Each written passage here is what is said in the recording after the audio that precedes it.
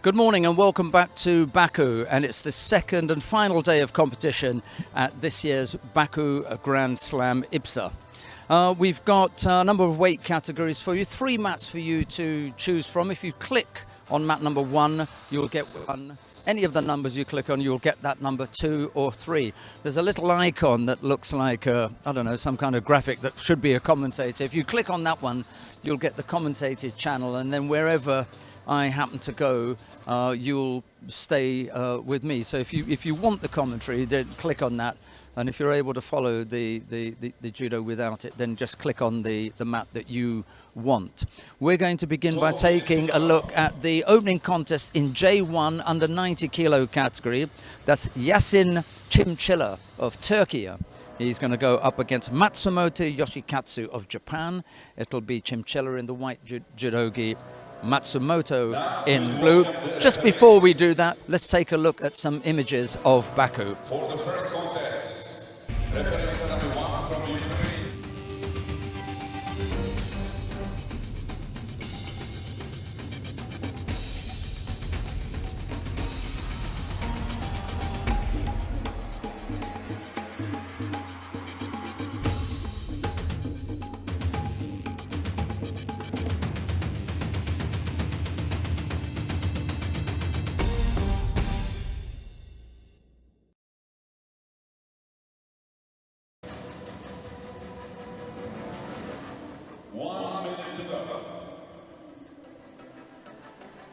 Now please welcome the judo for the first contest.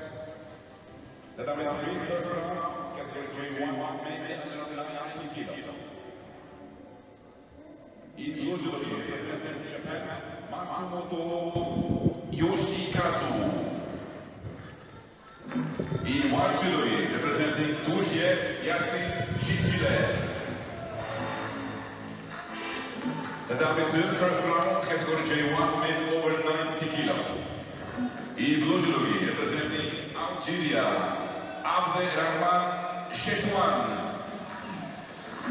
In white judo, representing Netherlands, Tanel Knecht.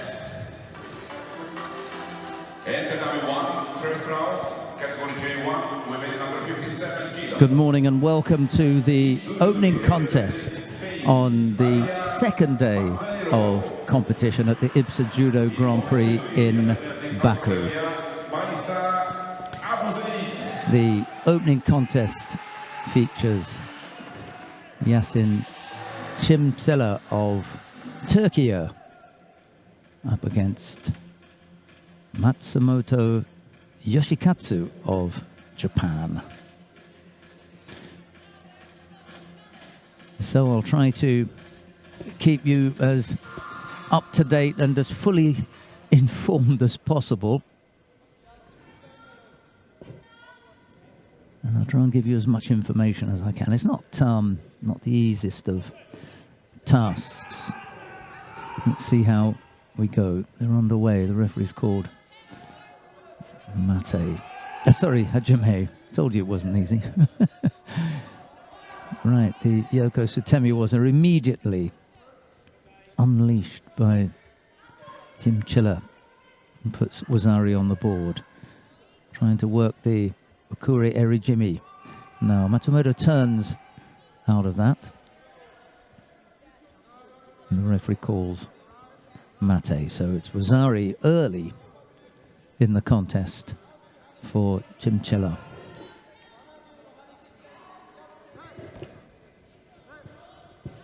Once the referee's happy with the grips, she'll call Hajime. That is Claudia Herrera of Puerto Rico, the referee. Just asking Matsumoto to tidy his gi up. Brings the two athletes together again. She's happy with the grip. She calls Hajime. Again, a little Yoko Sutemiwaza. But there's no score on this occasion from Chimchilla. Matsumoto not going on to the scoring part of his body. They're back up in the middle of the tatami. They take a grip. Hajime is called. Again, looking to go over on the right side with the Yoko Sutemi waza. That's Chimchilla. Poor old Matsumoto hasn't had a chance to attack. We've already been going for 50 seconds. He's going to have to come up with an attack soon. Right, they take a grip. Hajime is called. Just a little, and now it's Matsumoto's turn to attempt the Yoko Sutemi waza.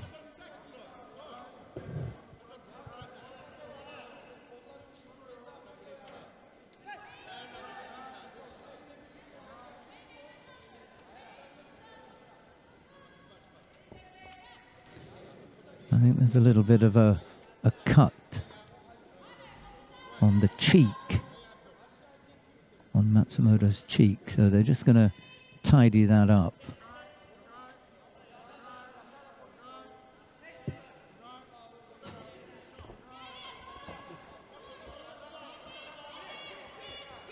No, it's just the nose. Just a little bit of a... Took a bump to the nose. And once they've tidied that up, then we'll get back underway.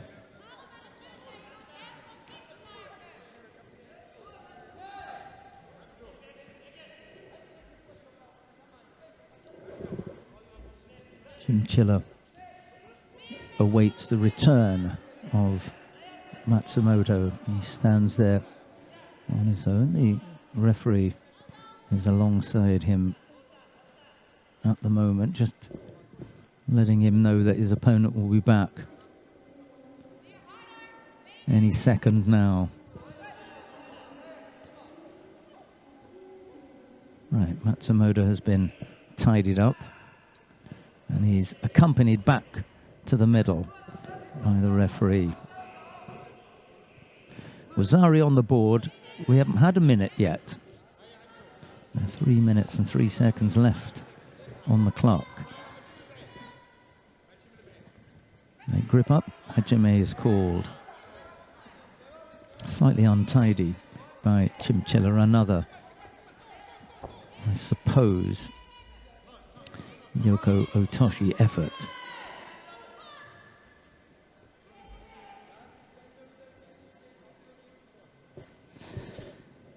But he doesn't score. Let's see if we can identify exactly what it is that he's doing.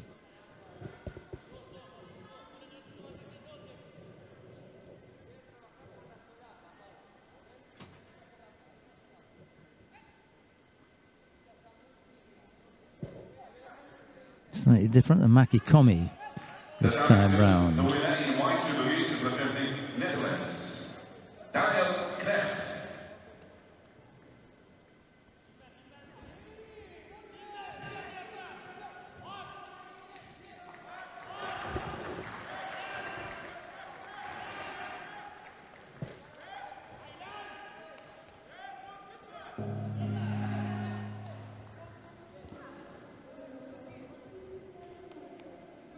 Little Makikomi coming up with a second score. Nice movement.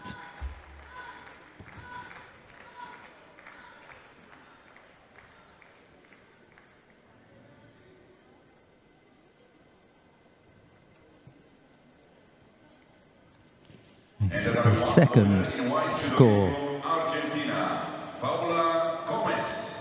for Chimchilla. Puts him into the next round.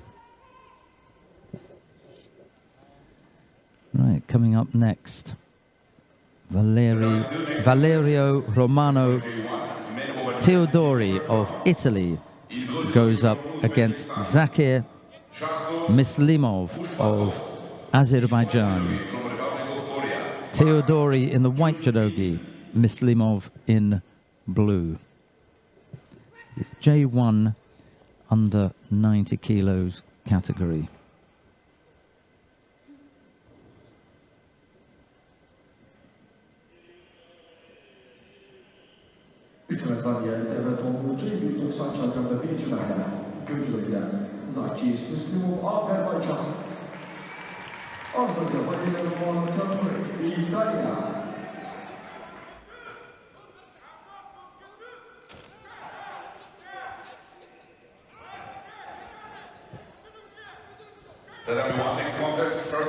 Hajime is called and they wander off the mat. There's a Sutemiwaza effort by Mislimov.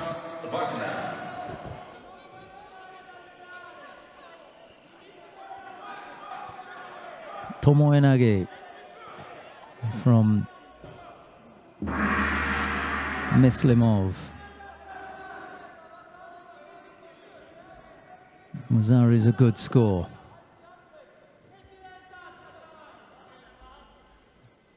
And Mislimov leads after 6 seconds.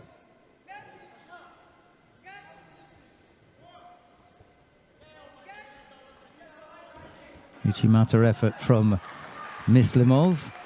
Sorry, from Theodori. Has the left-sided Uchimata effort, but it's turned by Mislimov.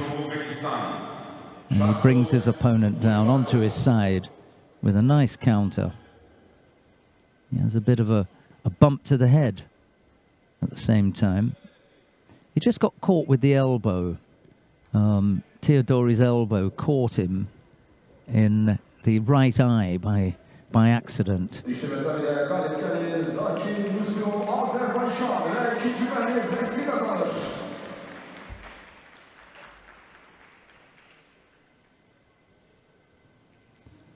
So those two were over fairly quickly, weren't they?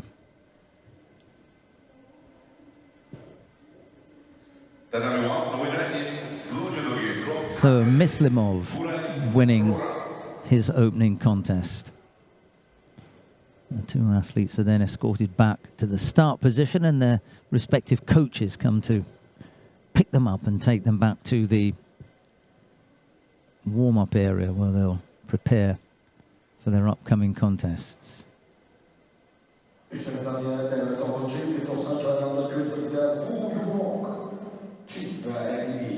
Right, who have we got coming up next then?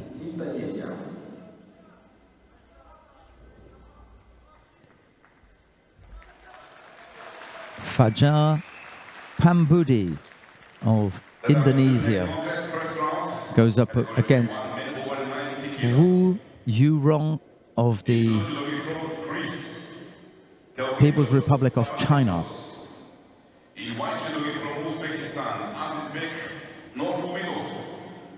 Pambudi in the white judogi, Wu in blue. Both athletes are in the middle. They'll bow first, then they'll take a step forward. The referee invites them to take a grip. And then once they grip up, he'll call Hajime, which he does now.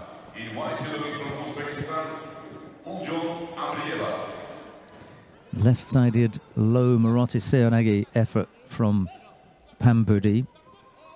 I'm not sure about the execution of this technique. Let's have a... We'll be able to do the replay here. So it's... Well, he's still on his feet, wasn't he, Wu? Yeah, he stayed up. And he can throw from there. So there's no reason why he shouldn't be given Ippon, because he's still in Tachiwaza. So it was Pambudi who attacked first with Morote Seonagi. It failed. Wu stayed on his feet, and despite the fact that Pambudi was on both knees, Wu was still able to attack. He did, and he threw Pambudi onto his back and came up with an Ippon score. We're already into the fourth contest, and we've been here for 10 minutes. And we've got our fourth contest coming up. Let's introduce the two athletes then. Still in the under 90 kilo category, round one. in J1. Men over 90 kilo. Batkuyag Batugs of Mongolia goes up against Antonio da Silva of Brazil. Batkuyag in the white judogi, da Silva in blue.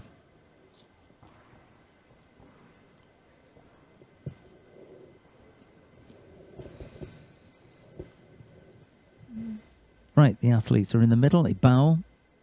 The referee has them step forward to take a grip. Tatami 1, the winner in white judogi from Uzbekistan, Uljon Amrieva.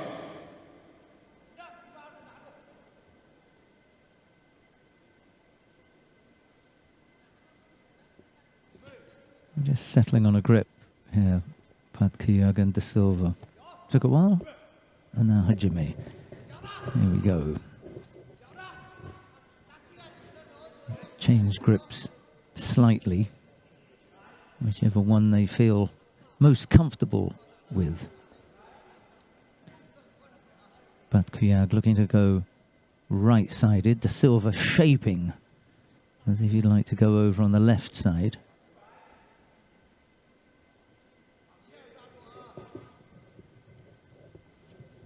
Still just positioning and battling away for grips. There's a little bit of foot tapping going on, mostly from da Silva. In blue judogi from Republic of Moldova, Ina Cherney. In white judogi from People's Republic of China, Shi Yiji.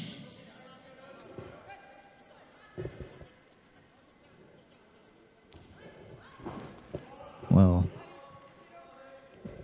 we are able to replay that. That's a perfectly executed drop Ippon Seonagi. I know that they like to call it Seotoshi, but it helps, I think, if you know exactly what's happened with the arm. So da Silva dropping underneath Batkuyag, both feet between his opponent's legs. He turns and throws his opponent over his left shoulder with a very, very low, off the knees, Ippon Seonagi.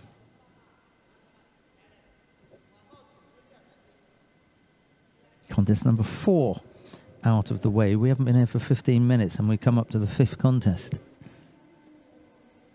I'm not at all sure how long we're going to be here, Philip. At this rate, we might be over before lunch. But we really are going through these very quickly. Down on mat number 1, I can see what happened with that one. Shi Yiji. Shi Yiji. That's a tricky one.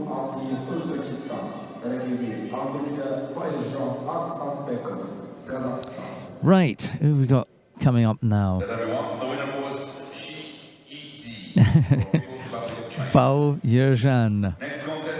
Astanbekov of Kazakhstan goes up against Turgun Abdiev of Uzbekistan. Astanbekov in the white judogi, Abdiev in blue.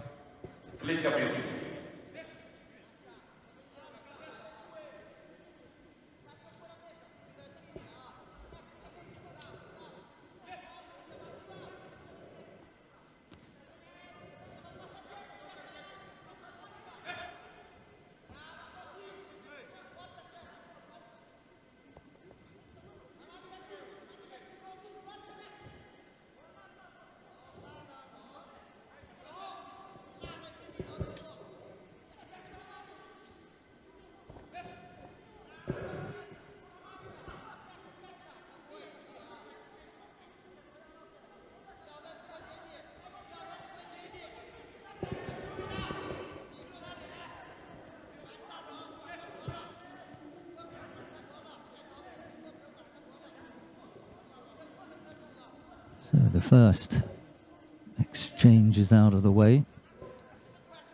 Nothing really coming of it. Both fighters grip up now.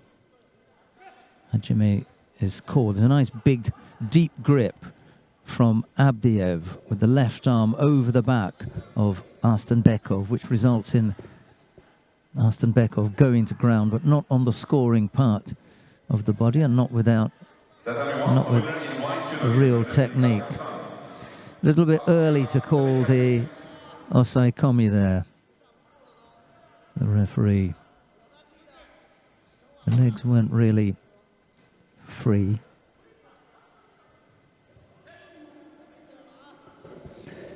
Who is that? That is Matin Rahimli, I think. The referee in the middle. Right.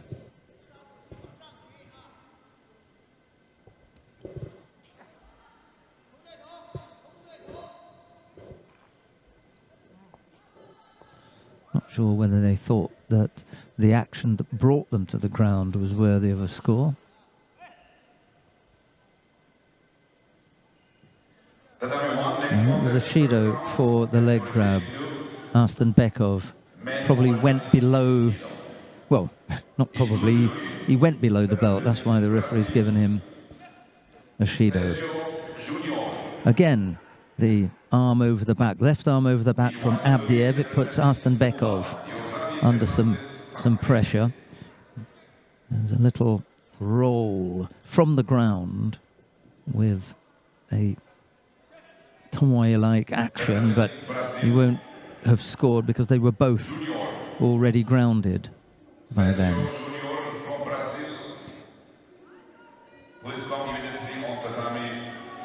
Both athletes are back up on their feet. The referee brings them back to the middle.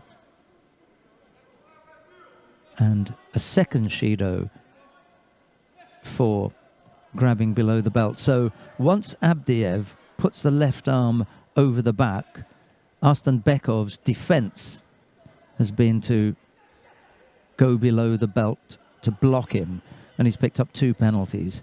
Little Sutemi was an effort, it was a poor one, and now Abdiev is trying to get past the feet to apply the Osaikomi.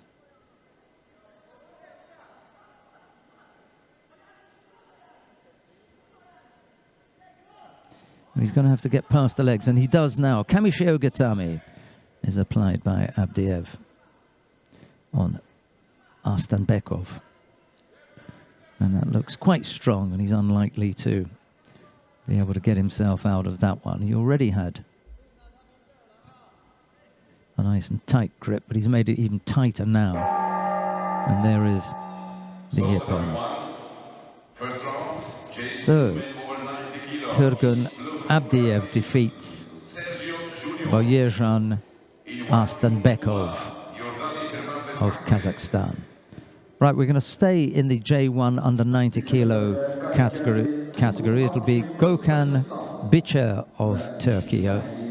He's going to go up against Oscar Widegren of Sweden. It'll be Bicher of Turkey in the white judogi, Widegren of Sweden in blue.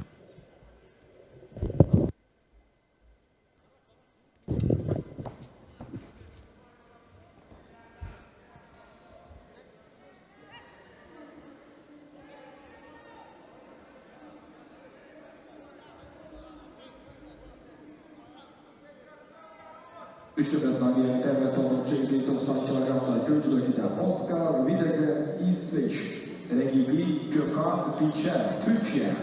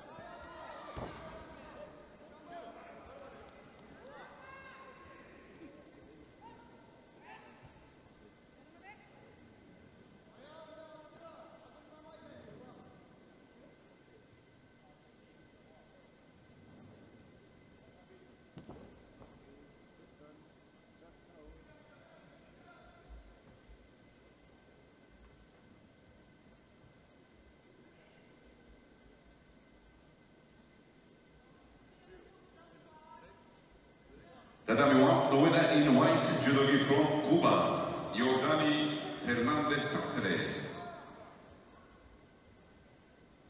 Tatami 2, the winner in white judo from Mongolia, Dashserin Galbat.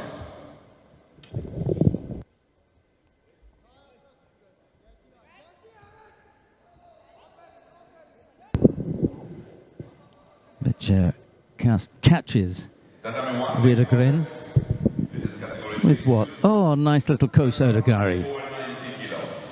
He just stepped onto that. Comes forward with the right foot, and Bicher is almost waiting for him. He doesn't even get a chance to put the right foot down. The right foot is moving forward, and then he gets caught. Nicely executed by Gökhan Bicher of Turkey. He leads with a little under 3 minutes left to go. There's a weak Makikomi effort from Widegren, which puts him onto his front, and it gives the opportunity for Bicher to begin to work on the ground. He's looking for a turnover. He's tried 2 or 3 stabs at getting the hands in, but nothing was forthcoming, so the referee calls mate. They're back up on their feet in the middle with a grip. Not quite happy yet, the referee. Now she calls Hajime. I'll tell you what I'll do, because we're going to stay on mat 3, and there's another little Ashiwaza that almost catches Widegren. Bicher is pretty good with his feet. Yeah, so I'll tell you what I think we'll do. We'll introduce the referees once, and then after that we can just call them by name, because we're not going to go anywhere else. We're going to stay on mat 3. So unless something really takes us away, then we're going to stay here. But now's not the time for this guy at the back to be tidying up the 2023 sign. What's he doing there? Right, okay, we're going to sort him out.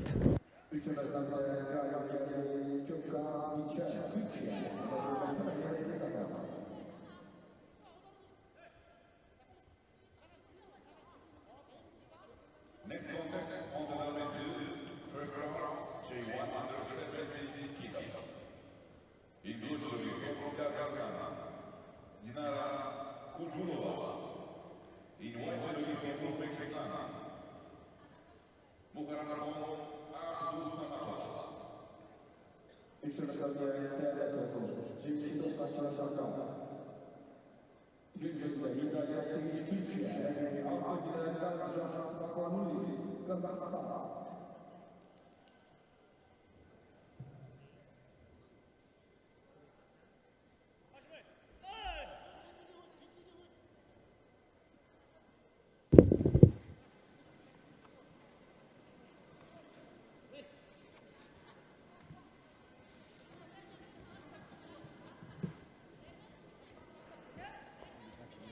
Okay, but it's like advice.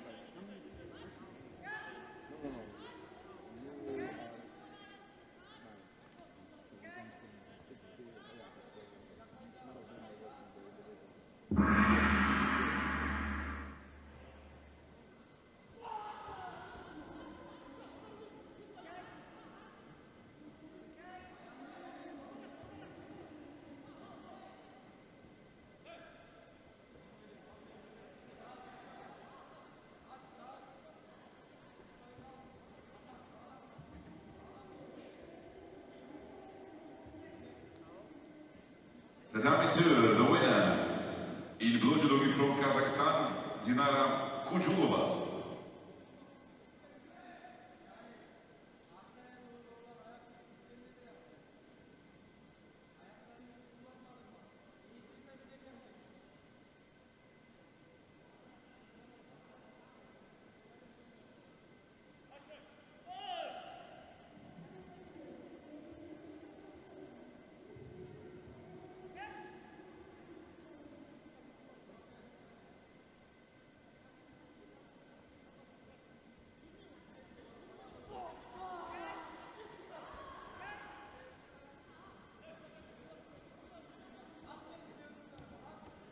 Tatami 2, next contest, first round, category J2, women over 70 kilo.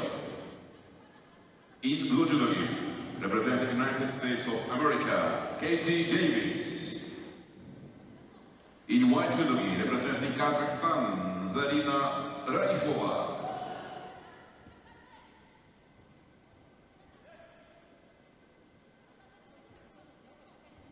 Üçlemeden bile galip geldi. Kalavcan Smagaluli, Kazakistan ve ikinci meyveyi Rusya kazandı.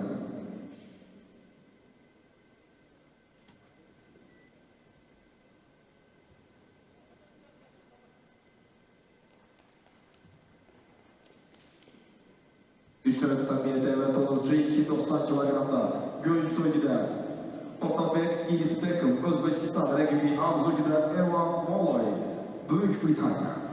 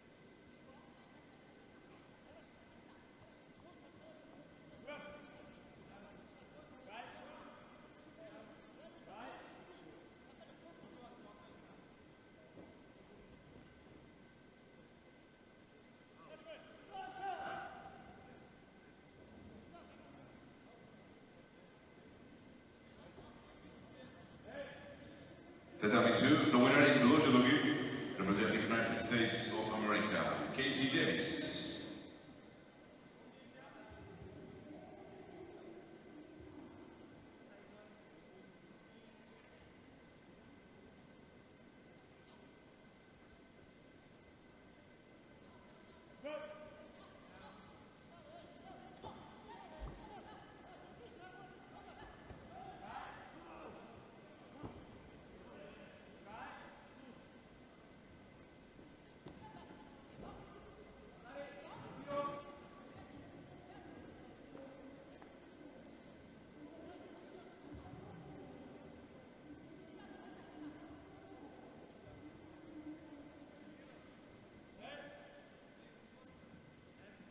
Tatami 1, the winner in white judo from People's Republic of China, Li Pen.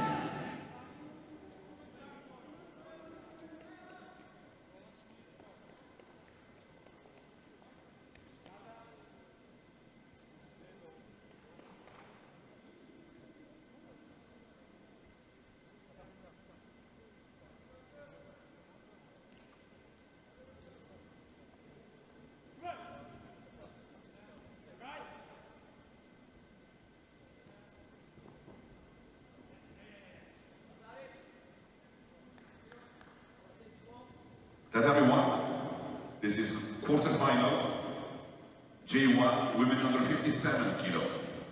In blue judogi from Spain, Maria Manzanero. In white judogi from Turkey, Dondu Yeşilyurt.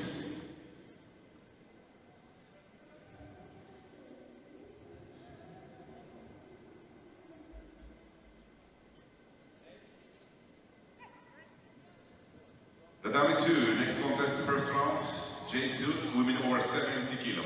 In blue from Great Britain, Kirsten Taylor. In white from Australia, Taylor Gossens.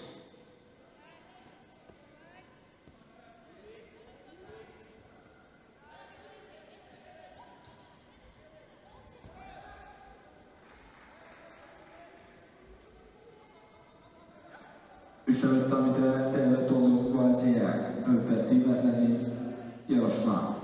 Cseinki dokszakcsalagapta. Köygyögde, Bipek, Csin, legjobb Ausztrakide, Benjamin Kudrich, Amerika bilekpistatlar.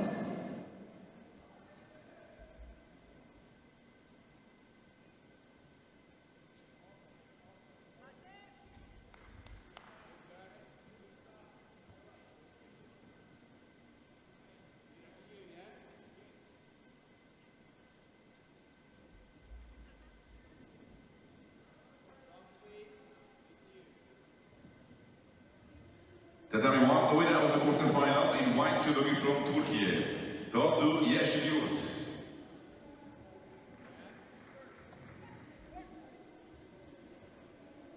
Yeşilyurt goes to the semi-final. Manzanero of Spain in the repechage.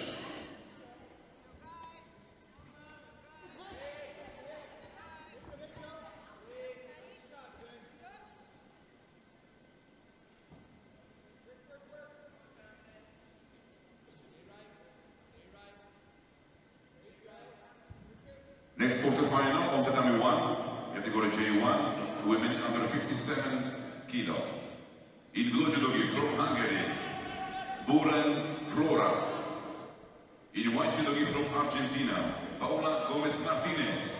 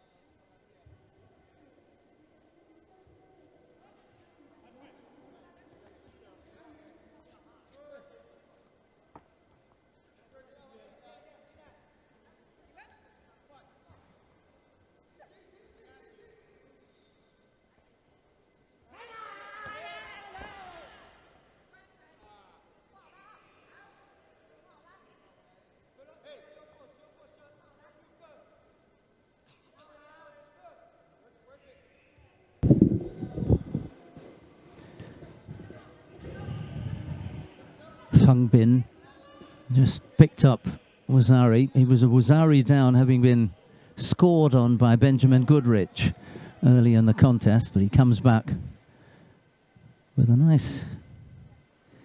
Well, it's Maki Komi, first of all. That's the thing. He throws right-sided with Maki Komi, but he puts in the right arm a la Valan Lipatiliani, if you like. And he throws in the leg with Uchimata for good measure as he's going over.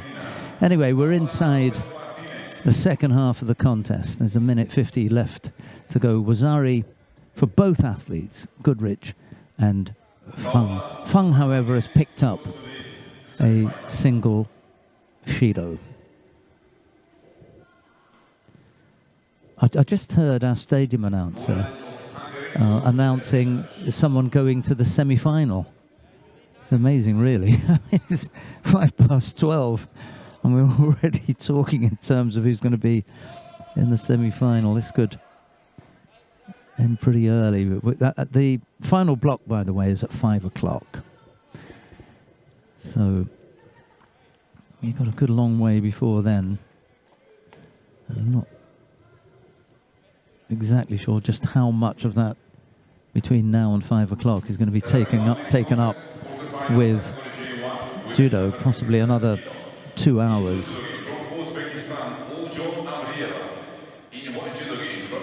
Goodrich picks up a penalty. A grip up. Jimmy is called. And it's Feng Bin who looks a little bit more positive here. Slightly more upright stance, tapping away at the feet. Goodrich goes over with the right arm, thinking about a makikomi. Feng gets caught. And he goes onto his back. Well, there was a risk there. He put the left arm around the waist of Goodrich, thinking about the uranagi, but he was in the poor position to try to affect that. And he got turned over onto his back.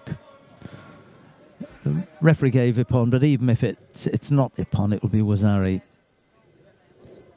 which would bring the contest to an end. Whichever way you look at it, this is over. So Benjamin Goodrich of the United States of America takes the contest.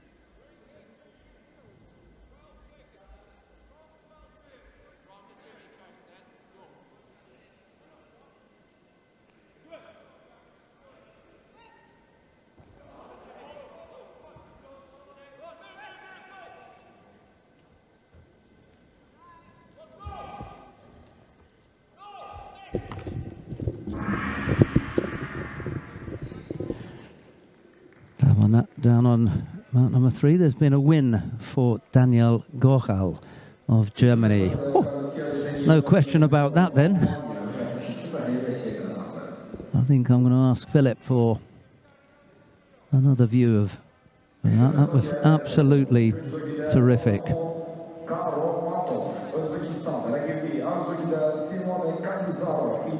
Ko Sodagari right-sided from Daniel Goral of Germany over Jacques Joubert of South Africa. Getting absolutely planted there. Right. In the J2 under 90 kilo category, we got now Simone Cannizzaro of Italy goes up against Davurkon Karomatov of Uzbekistan. Cannizzaro in the white judogi, Karomatov in blue. Category J1, men over 90 kilo. In blue judogi from the Netherlands, Daniel Knecht. In white judogi from That is Brazil, Williams de Araujo. Taklit Kazmi of Algeria as the referee.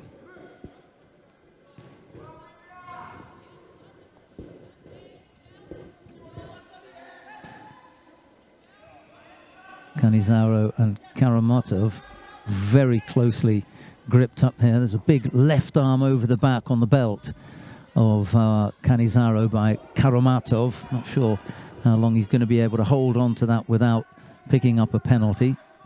Cannizzaro picks up the penalty, however, for passivity.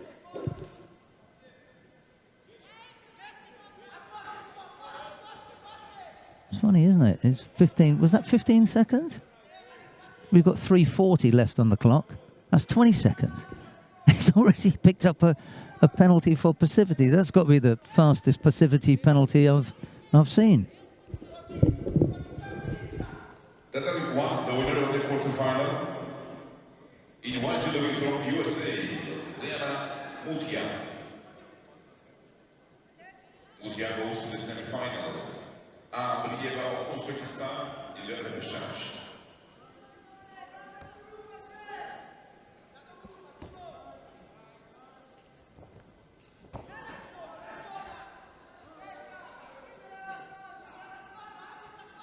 Next quarterfinal on the number 1, J1, women under 57 kilo.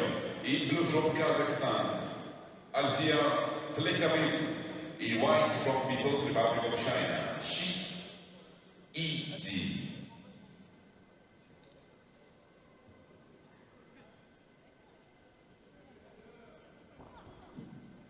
Üçüncü metrede galip geldi. Özbekistan temsilcisi ve devleti Mehriye ve kazandı. Davurkon Karomatov, Özbekistan. Üçüncü metrede devlet oldu. J2 70 kilogramda Gürcü'de Agava Kazusa, Japonya ve rakibi Arkeyü'de Khan Hüseyinova, Azerbaycan. Tatami 2, the winner in white from Brazil, Williams de Araujo. The Araujo goes to the semi-final. Knecht of Netherlands goes to the repechage.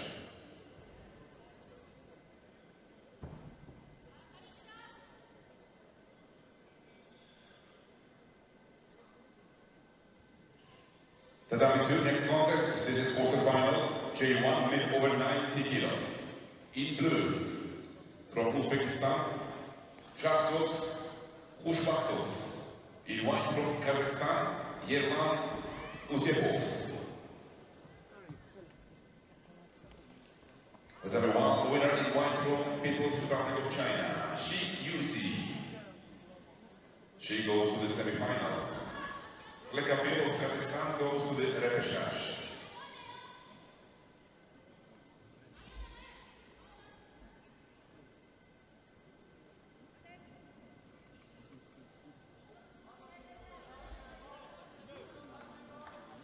Tatami 1, next contest, quarterfinal. This is category J2, men over 90 kilo.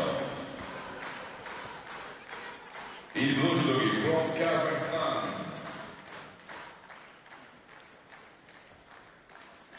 Jurkamilza Shukurbekov. In white judogi, representing Great Britain, Tokyo Paralympic Games champion, Christopher Skelly.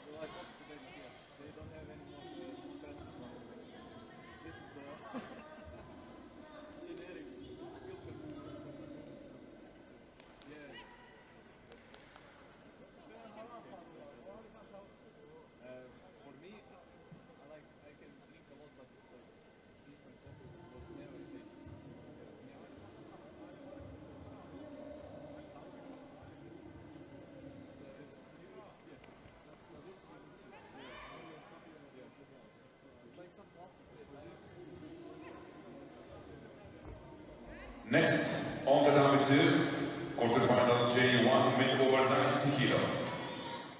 In blue judo from Uzbekistan, Azizbek Nurmuminov. In white judo representing Turkey, Onur Taştan.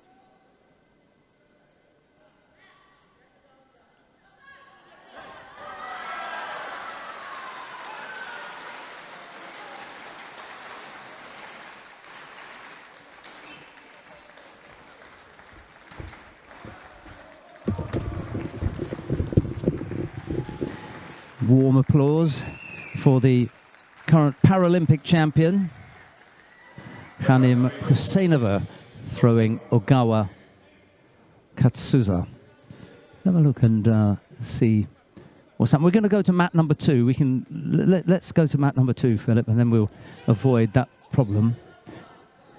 He's not even looking.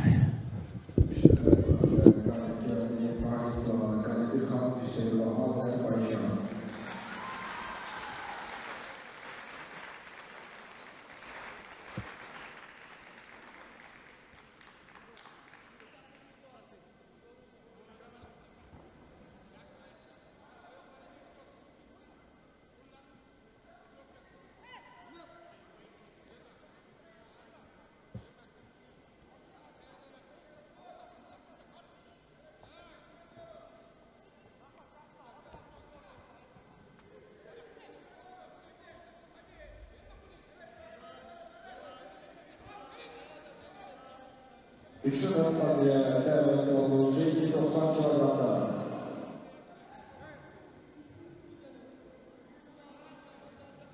Güncülükte Baku ve Çin, Ereğli Arzuk'da Monisa Madrimova, Uzbekistan.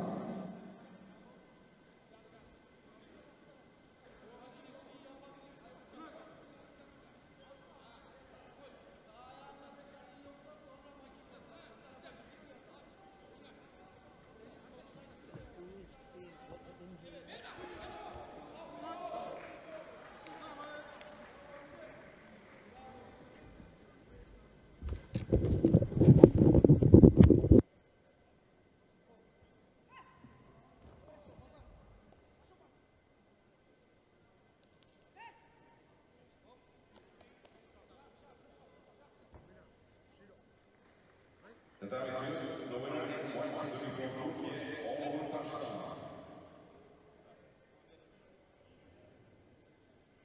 Taştan goes to the semi-final. Nurmuminov of Uzbekistan represents.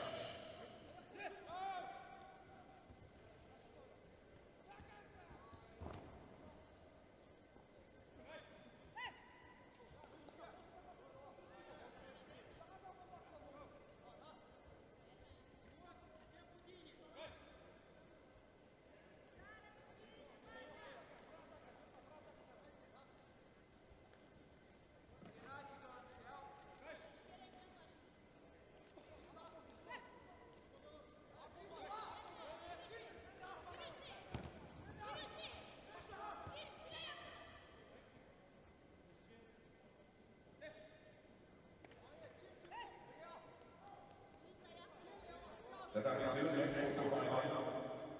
J1 men over 90 kilo. In blue judo from Mongolia, Dashseven Gangat. In white judo from Republic of Moldova, Yon Pasok.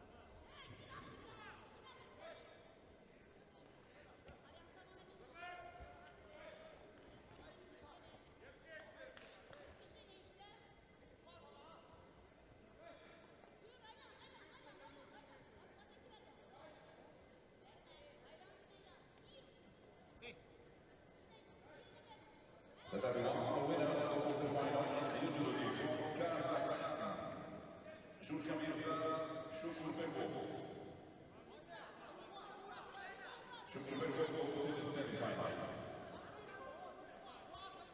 Paralympic champions goes to the red challenge.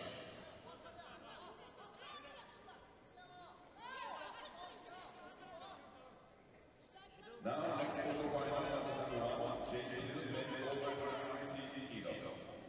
In blue judo from Cuba, European Sassari. In white judo from Great Britain, Jack Hodgson.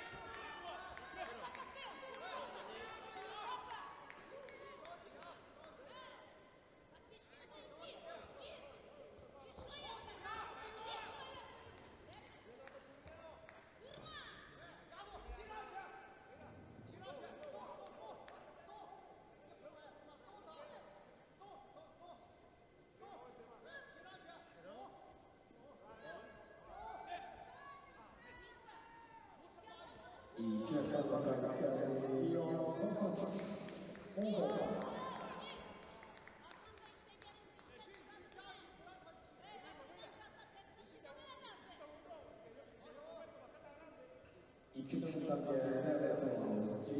Işlarla tutabilirken köşkörde iyi çift regleki. Prenda solda practice. Prix.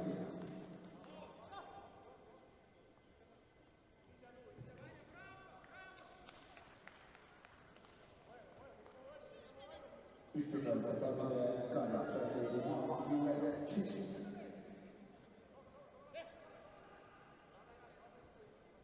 Özbekistan erkeklerde yarışta bu mühendisi. Reklamlarla geçmişler bu mühendisi galibi Türkiye galibi olacak. Üstünlerde devlet olacak. 90'lardan noktada final. Gümüşlerinde çiftçiler Türkiye. Regleki Avrupa'da Abdülkalam da Silva, Brezilya.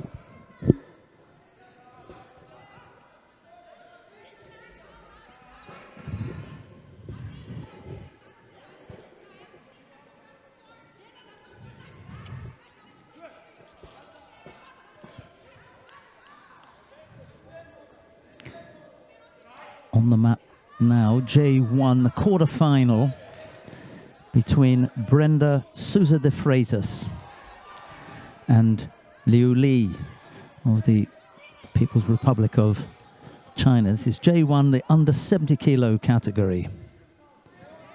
There's a minute and, well, just over a minute left to go. Souza de Freitas has picked up a single Shido, and there's no score as yet. There's another quarter-final taking place down on mat number 3, and I think, Philip, we're going to go back down to mat number 3 because that's where we began the day. If you want to follow the action on mat 2, just click on mat 2. We're looking at the action in the contest between Yasin Çimçiler of Turkey and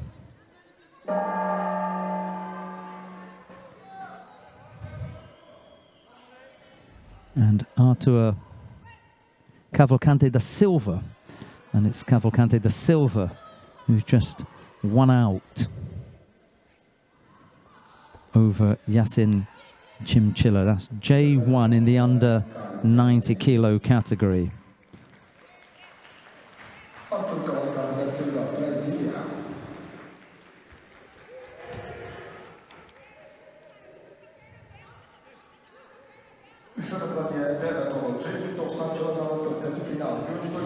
Right, so Cavalcante da Silva and Çimçiler leave the tatami. Çimçiler goes into the repechage. Cavalcante da Silva goes into the semi-final. Coming up next, Zakir Mislimov of Azerbaijan goes up against Wu Yurong of the People's Republic of China. Mislimov in the white judogi, Wu Yurong in blue. Quarter-final in the J1 under 90 kilo category.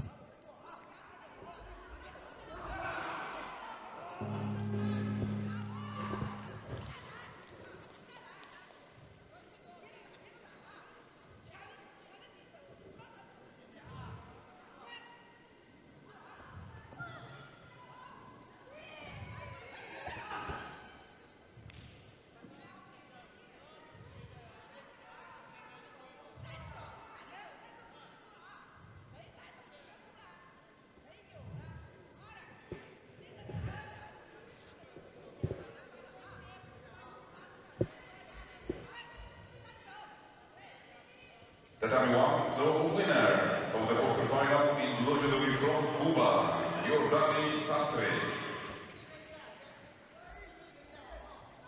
Sastre goes to the semi-final. Hodgson of Great Britain goes to the... So we've had half a minute. And there's the first effort from Mislimov. It's a little Yoko Sutemi was an effort. And Wu trying to work on the arm. He was slow actually to. He was originally attempting the turnover with arm and shoulder, and then he thought about going for the arm lock. But by the time that he did, the opportunity had gotten past him.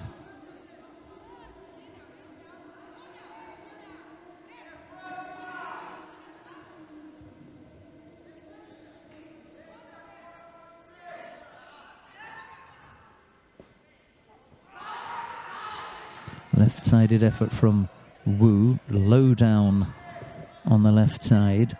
Mislimov, once Wu had failed in that attack, decided he wasn't going to get involved on the ground. Could have followed that into Neerwaza, but decided against it.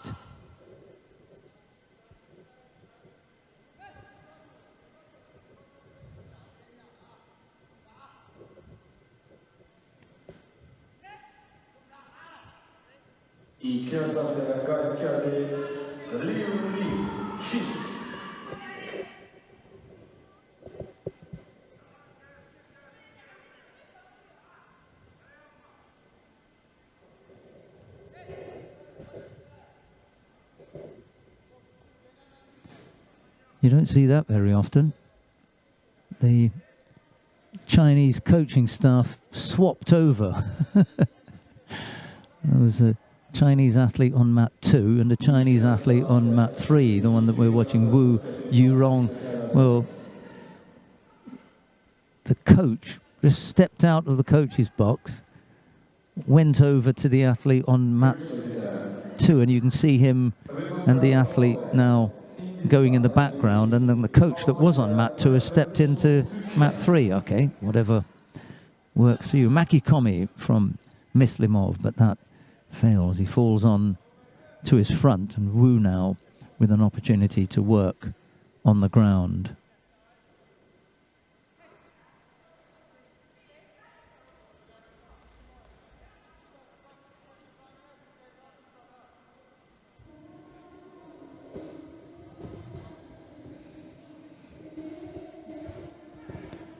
Athletes are back in the middle.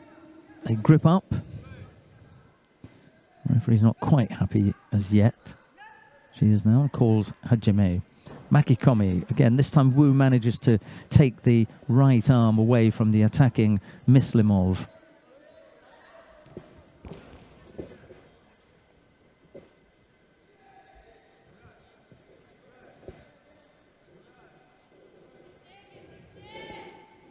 And Wu gets a chance to work on the ground.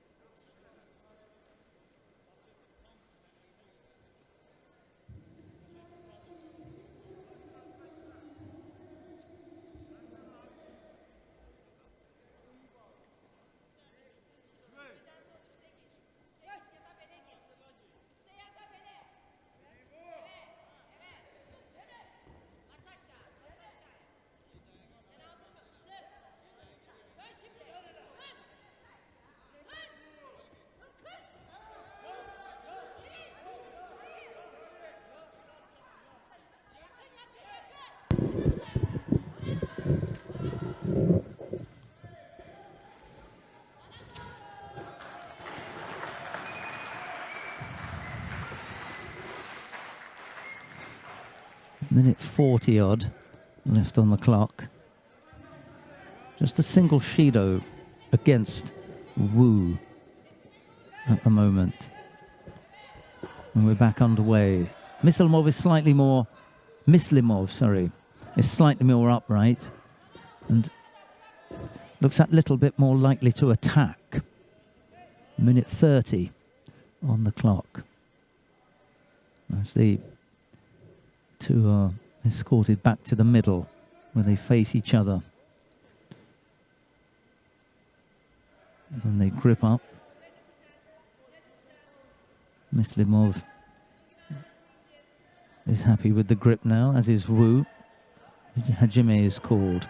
Misses with the Maki Komi. He's not getting the right leg far enough across. As we were talking about yesterday, it's extremely difficult because not being sighted, then you have to have a really incredible degree of spatial awareness. Where is your opponent? How close are they? How far across do you have to go? It's incredibly difficult.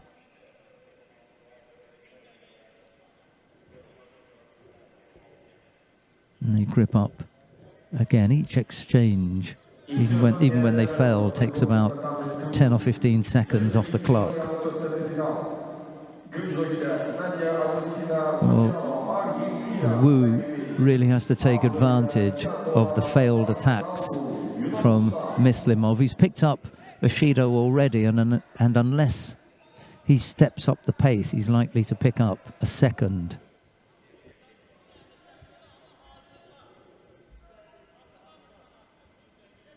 They face each other in the middle again. Grip up. Mislimov is always second to grip.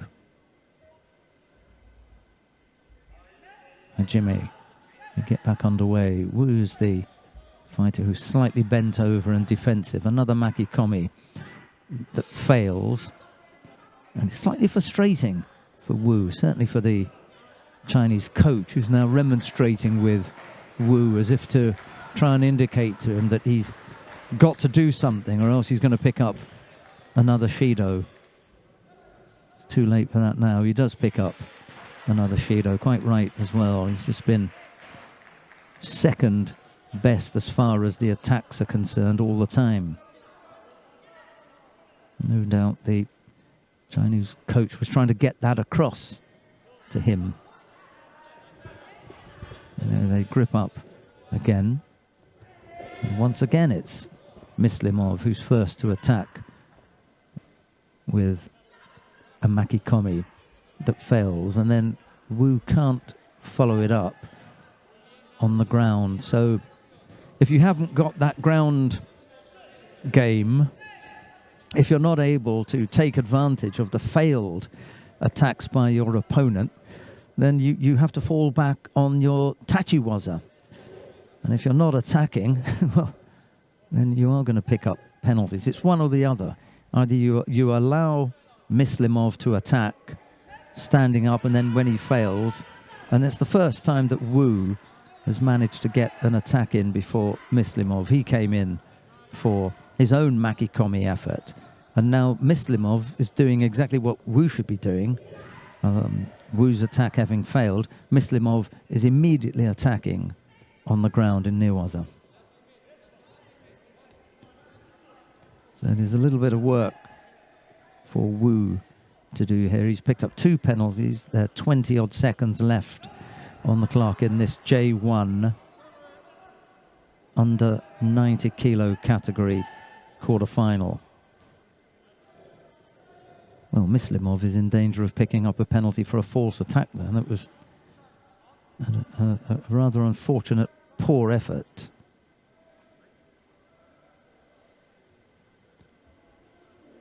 But the referee's going to bring them back together. They grip up. Hajime is called.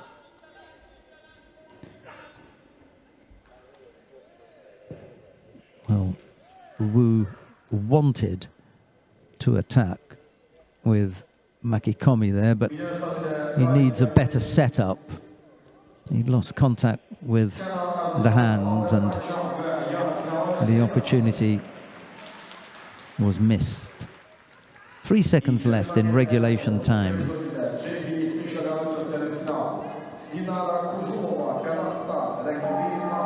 And Muslimov again attacking right at the end of regulation time, which has now run out.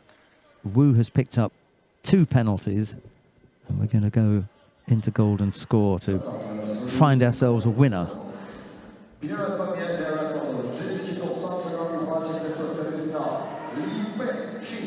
They move off to Wu's right, and he attacks with Morote Seoinage low on the left side twice. The first time was a little bit better than the second one being way too far away, and he never got any rotation at all. He just ended up dropping to his knees whilst holding on to his Azerbaijani opponent. Makikomi again, effort right-sided from Muslimov. Wu blocks that. That's been the pattern of the contest. He blocked Makikomi, each time followed up by a lack of an entry into Newaza by Wu. Each time Muslimov has attacked, he's managed to get away unscathed. That was another attack by Wu with Makikomi, and Muslimov attacks him on the ground, so I don't think Wu has learnt his lesson here.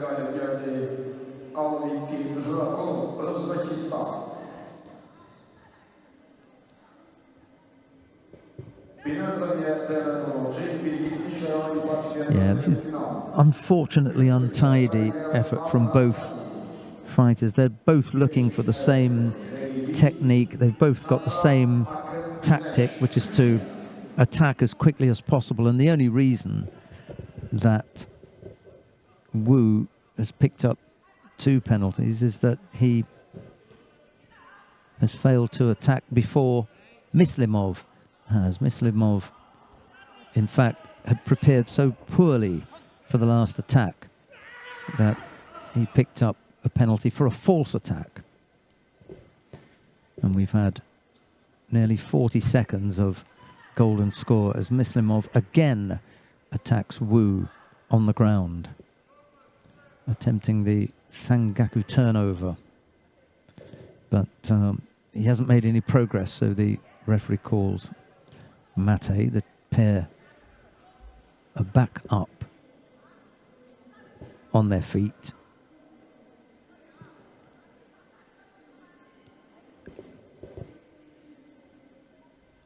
They're in the middle of the tatami, the start position, and the referee calls Hajime.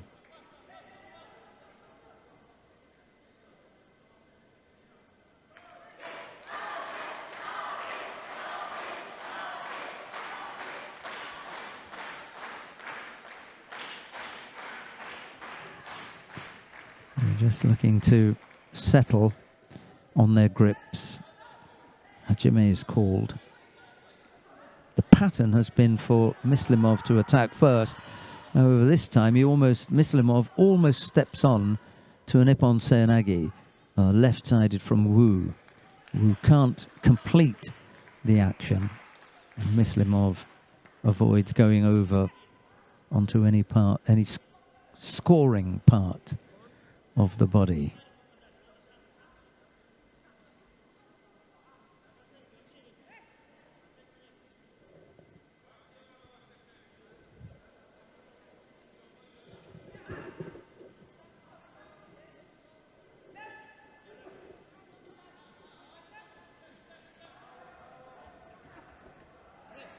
Well, I think Wu may pick up a penalty for a false attack there.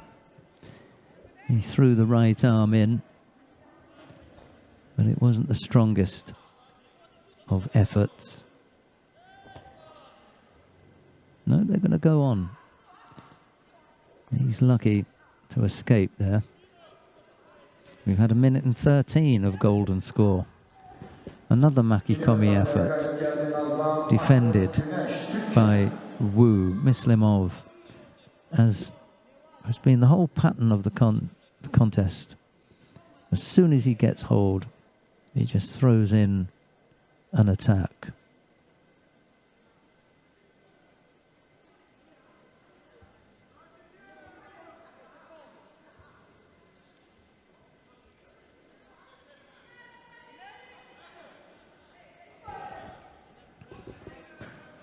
Surely that has to be a false attack.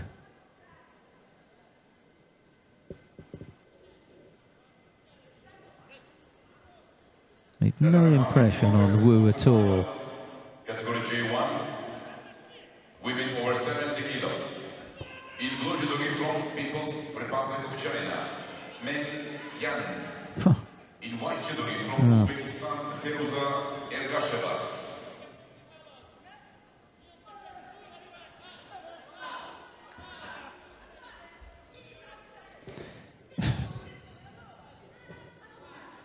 There must be a point at which you have to have kumikata in order to make an attack.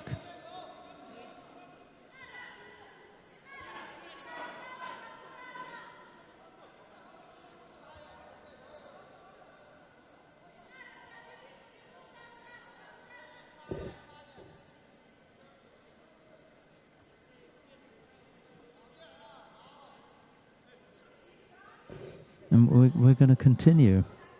It makes it difficult for Wu, because if the attacks are strong enough, well then fine. But if they're not, and Mislimov is just allowed to putting anything. That was a good, strong Makikomi effort there from Zakir Mislimov. That is a little bit different. And to the credit of the crowd, they haven't called for a Shido previously, but they are now on the back of that really strong effort. And for me, that would be right. Wu picks up a third penalty. Mislimov takes the contest. Maybe I'm being a little bit harsh.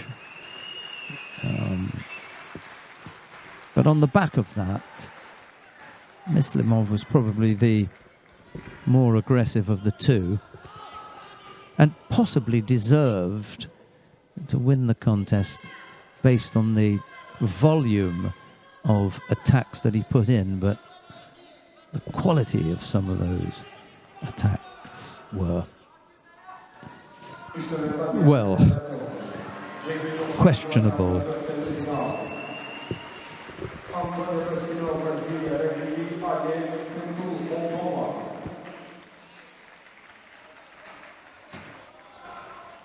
Right, who've we got coming up now? Quarter-final in the under 90 kilo category, J1, Oleg Kretel of Moldova goes up against Antonio da Silva of Brazil. It'll be Kretel in the white judogi, da Silva in blue.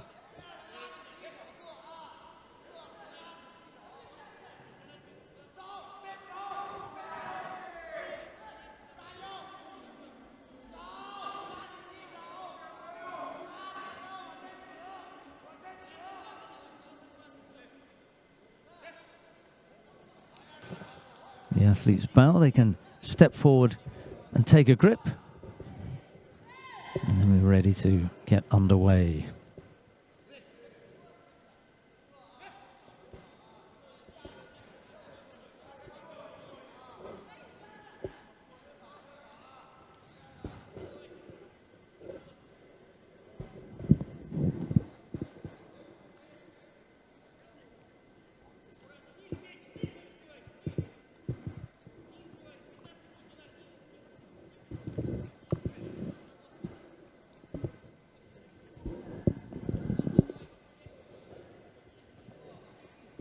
Half a minute gone. Just a little bit of dancing about and shaping, but without really coming up with any attacks.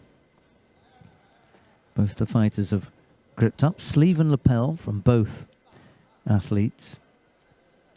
Kretel bouncing up and down on his toes. From time to time, he lifts a leg, threatening to attack, but he doesn't. Silva, pretty much the same.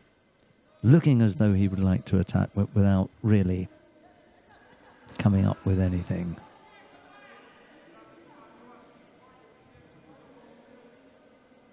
Kudilova goes to the semi-final. Laurea of Italy goes to the repechage. So both athletes pick up penalties.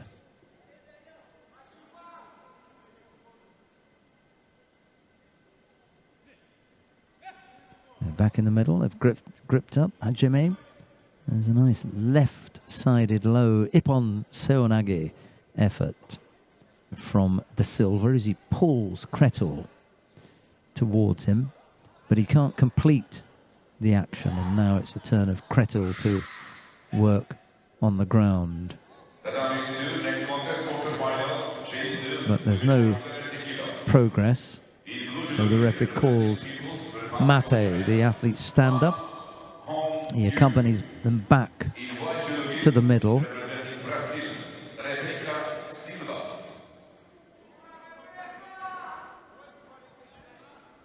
guides them back to the start point and then asks them to grip up.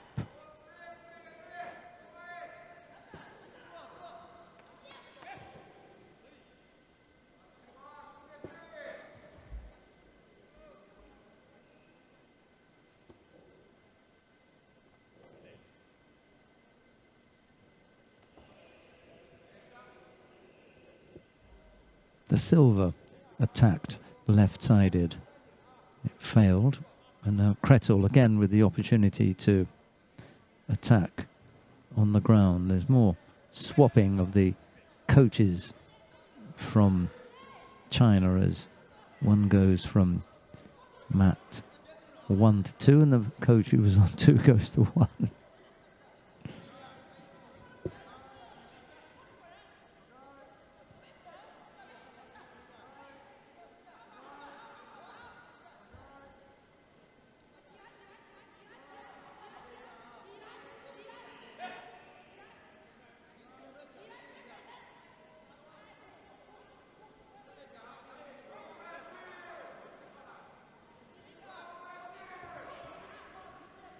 Yes, it's an exchange of ashiwas. It's funny how the different fighters employ different tactics. The previous contest was all about who could attack with Makikomi first. And then this pair, they just appear to be tapping away at the feet and not a great deal else.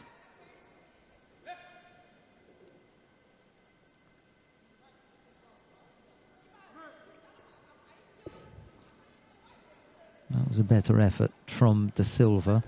The low left-sided Ippon Seoinage that Kretel managed to block.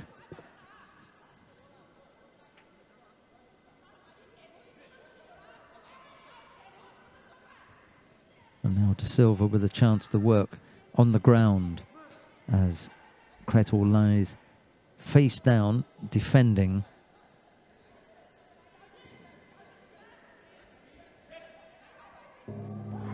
De Silva managed to roll with Kretel, and he was attempting the Ukuri Erijimi, but he wasn't making sufficient progress to allow or to give the referee the opportunity to allow that to develop. So he calls mate, stands them up, they grip up, and then Hajime with a little over a minute left to go. The winner of the quarterfinal in white judo from Uzbekistan, Feruza Ergasheva.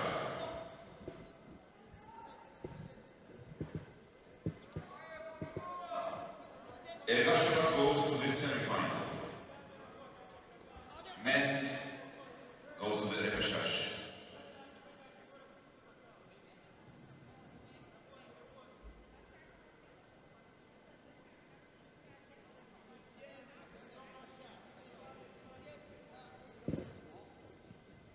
Still a little bit more wandering around as there was at the very beginning of the contest. Shido to Kretel, a Shido to De Silva. De Silva has looked the more likely to score from a couple of Seoinage efforts that he's made. But I think the referee has seen enough here, and they are likely to pick up another Shido each. In white judo, representing the United States of America, Cristela Garcia.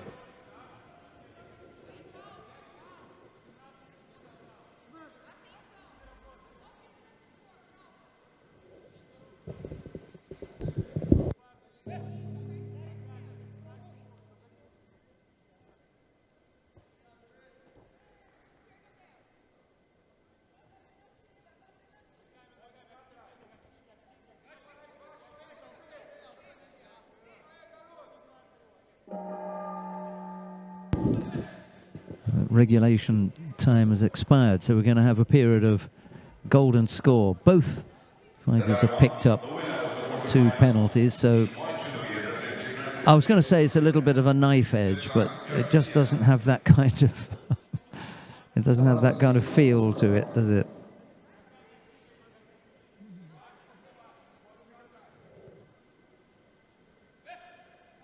Not quite Not sure what we feel there.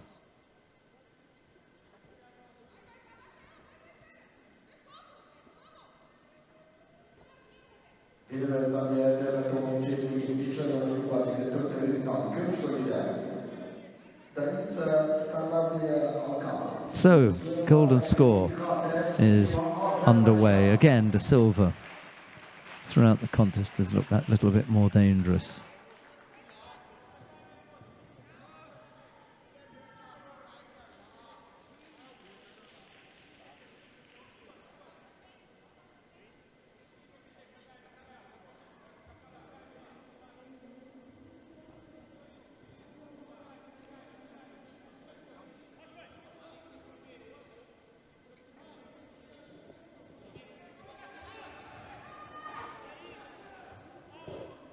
De Silva looking to go low on the left side over the left shoulder, but it doesn't come off. Kretul manages to block that.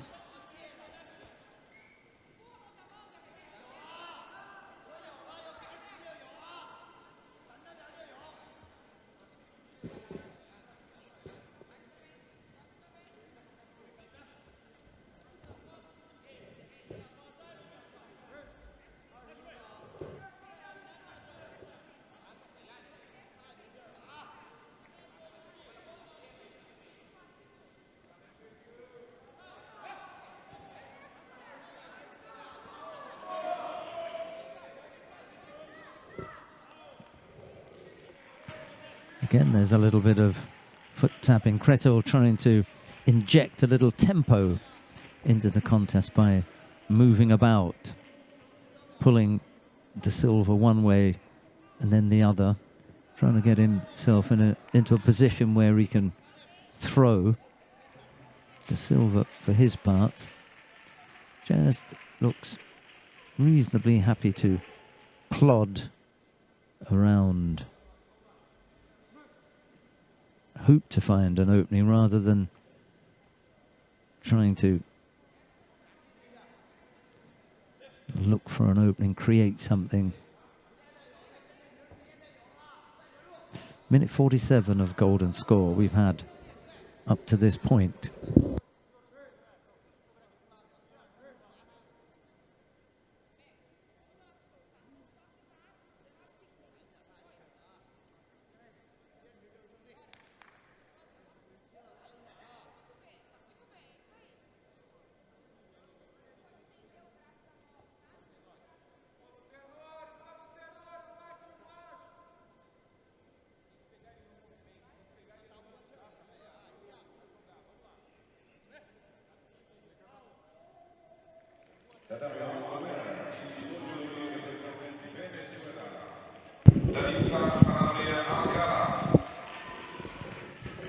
Right, so I hope we're going to get a throw here now. 2 minutes into golden score.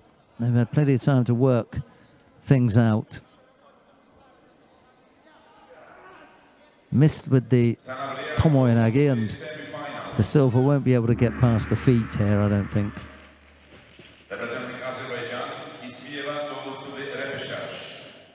De Silva's almost left his arm in a position where Kretul can apply the Jujigatami, but not quite.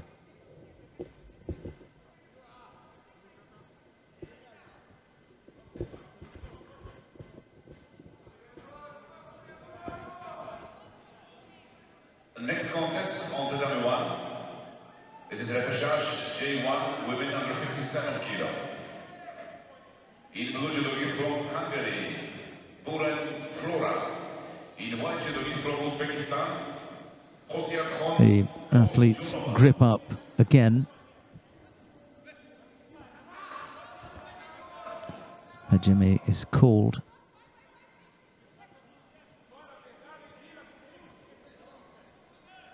De Silva thought about an Uchimata, but really didn't go through with it. Just dropped his right knee, and this time he turns to the left side and tries a Nippon Seonagi, low on the left side, but Kretul manages to block that. And then the referee calls mate with both athletes on the ground.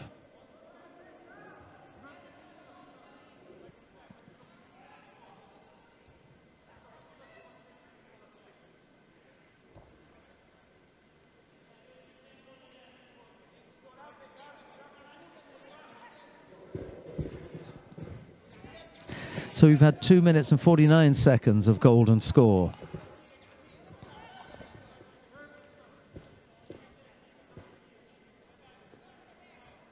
Both athletes still searching for a way to get past the other's defense.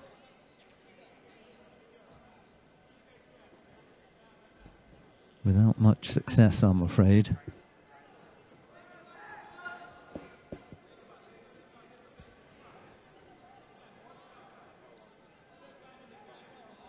Silver, I think, has come up with the bigger attacks.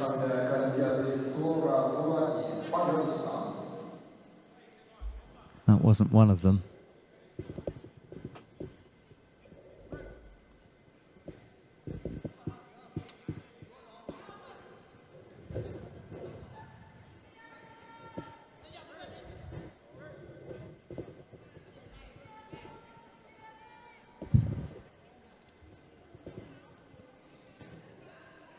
Athletes are gripping up again now. Jimmy is called. He's going to come up with the first attack.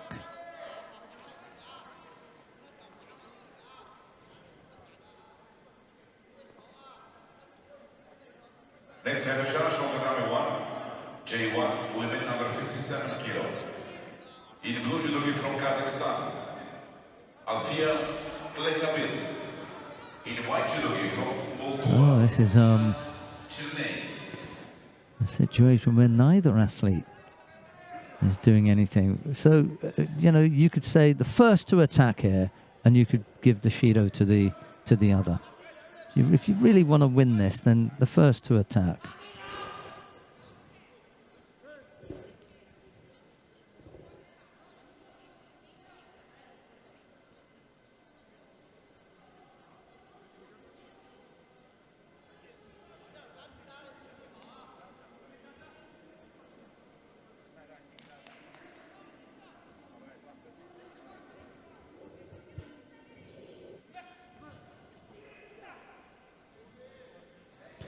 Right, so on the restart, the silver came up with an attack. It was a low left-sided Ippon Seoinage.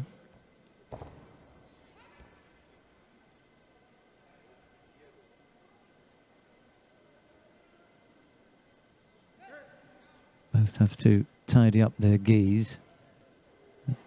It's possible that...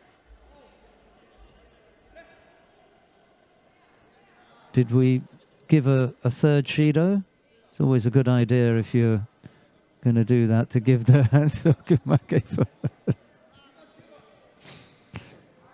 Right, yeah. Well, that was unfortunate for Kretul, but he picks up the third penalty. And the silver it is who wins through to the semi-final. Kretul has to go into the repechage.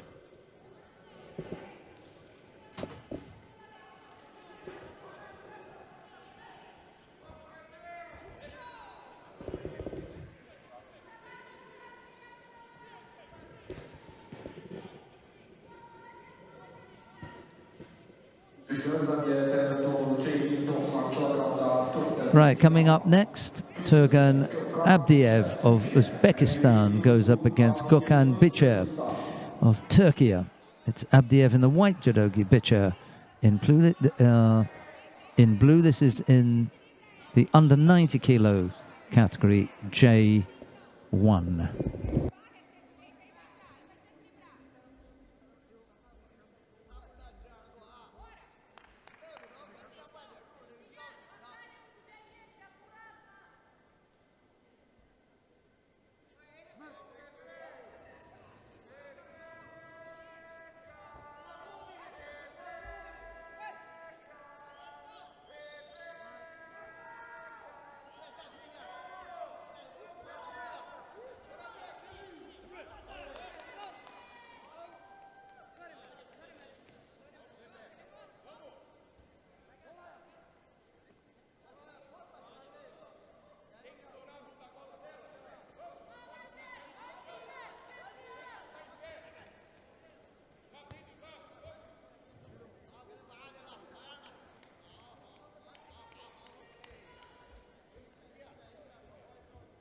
The winner in Judo from Kazakhstan,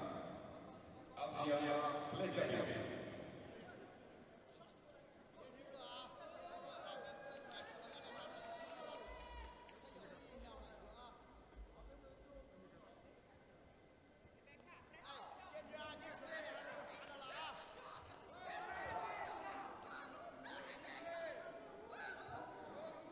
Next episode, Jesus Memorial in Judo from Prix, Jack Hodgson in Judo from Brazil, Sergio Judo.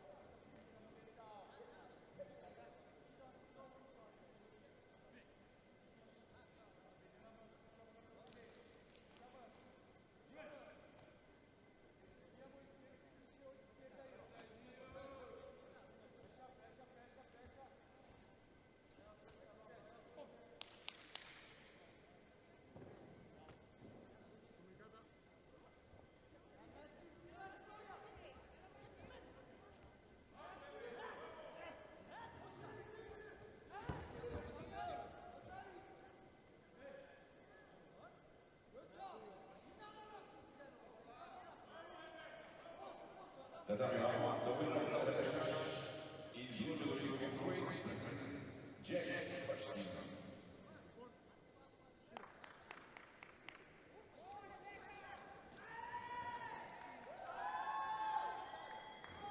Tatami 2, the winner of the quarterfinal in Judo from Brazil, Rebecca Silva.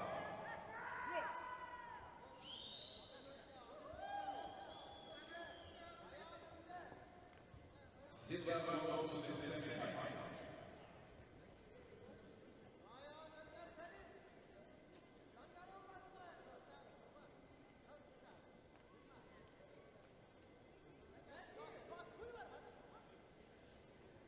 Tatami 1, semi-final.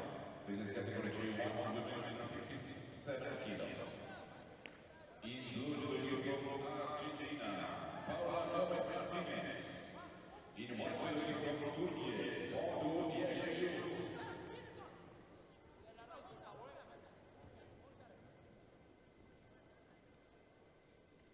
Pass away.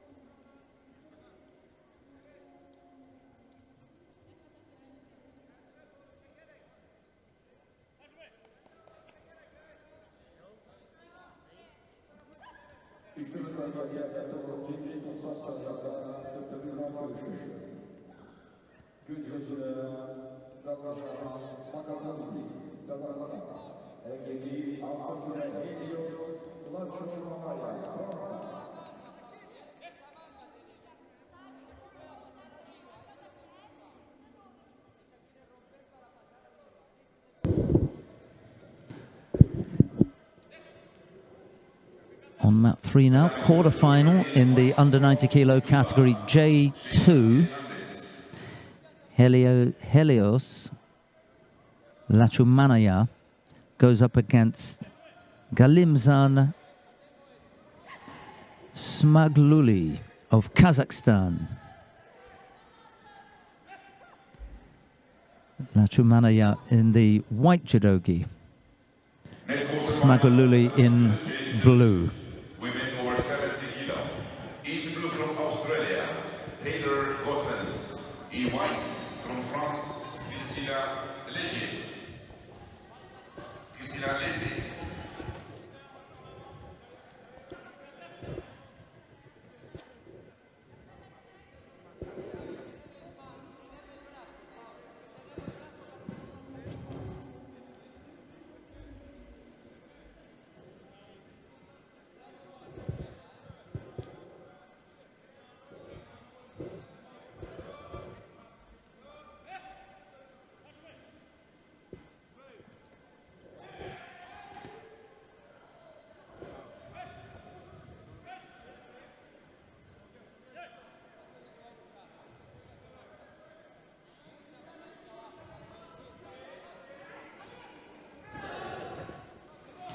Right, let's give you the full description of this one. Sorry, I turned away. Murote Seonagi, that was beautifully done by Helios Lachumanaya of France. Right. Excellent execution there, dropping right underneath, left-sided, and throwing his Kazakh opponent for Ippon with Murote Seonagi.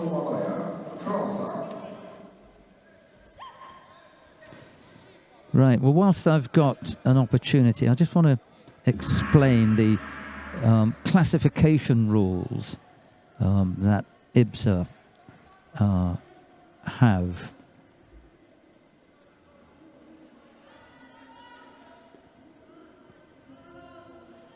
It was quite a. I thought it was going to be a short description, but it's quite long.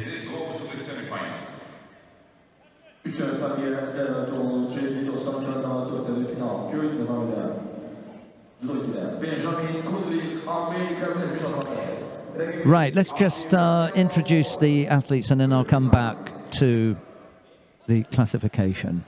This is J2, quarterfinal in the under 90 kilo category. Evan Malloy of Great Britain goes up against Benjamin Goodrich of the United States of America. Malloy in the white judogi, Goodrich in blue. And I had a brief chat with Evan on the way to the warm-up area. He's from Devizes in Wiltshire, which, when I was growing up, was an exceptionally good judo club.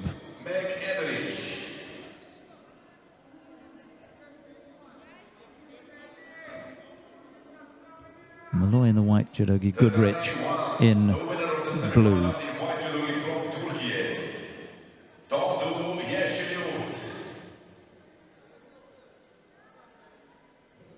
I'm not sure about that last attack from Malloy.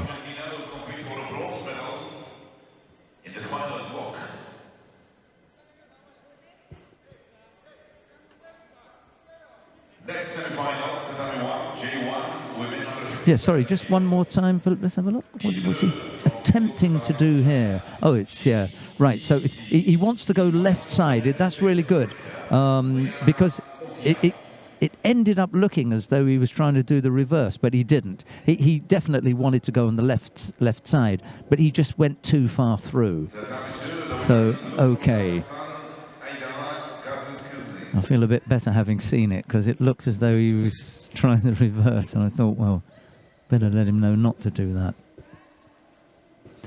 Right, they're over in that far left corner. Goodrich looked as though he was wandering off, and that again was not exactly how Malloy wanted to end up the attack.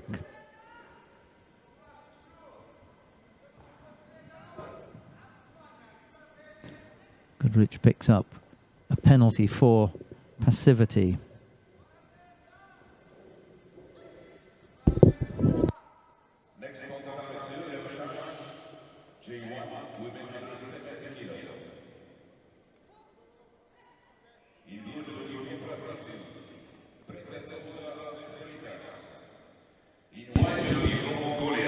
We're going to have some repechage contests here shortly. That was a useful effort as well.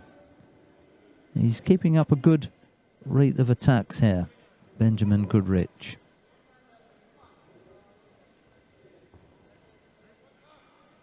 I wonder why we haven't got 24. Let's have a look.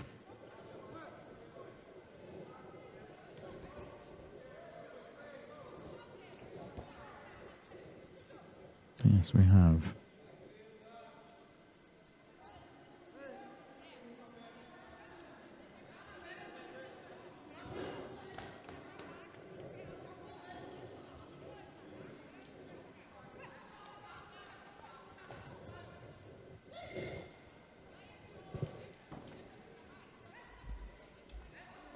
Another good effort from Evan Malloy.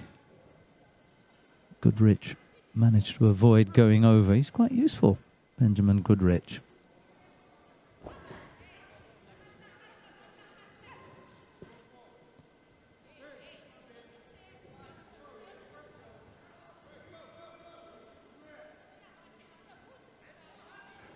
I can see Ogawa Kazusa's name up on the draw sheets in a few fights' time.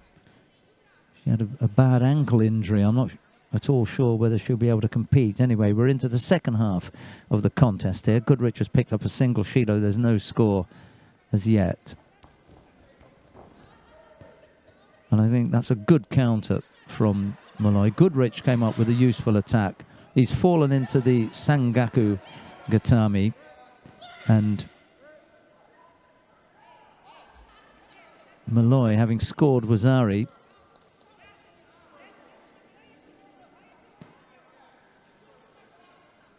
yeah, I'm just wondering about the execution of that Sangaku. Did he have the...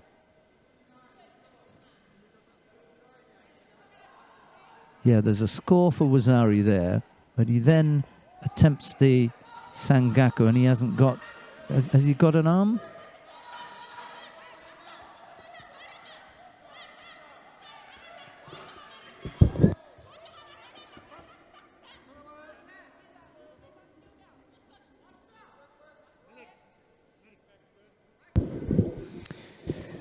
Well, if you... I'm just wondering if you've applied that... If you apply that technique incorrectly, is that punishable with Shido? I'd have thought, yeah. I mean, I can ask the referee director.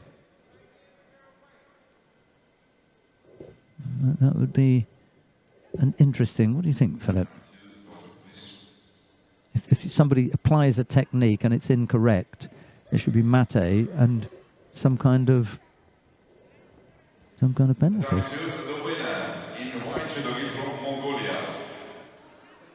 You know, mate Shido or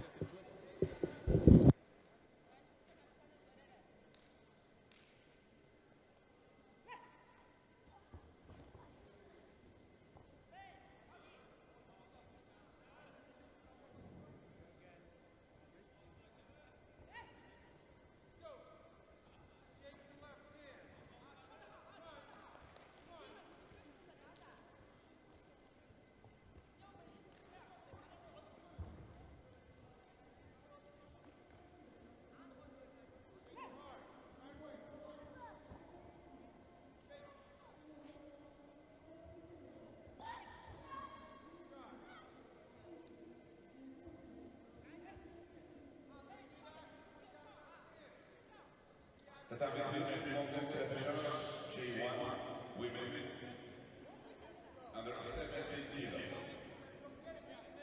Il Judo uniforme italien, Matilde Lauria.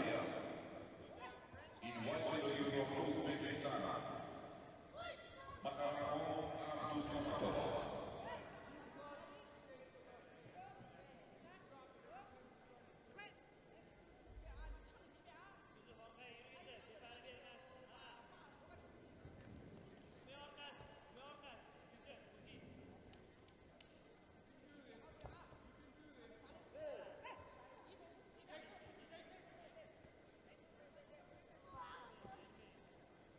Üçüncü takımda galip geldi. Büyük bir takım. Ve yarı finalde başlayacağız.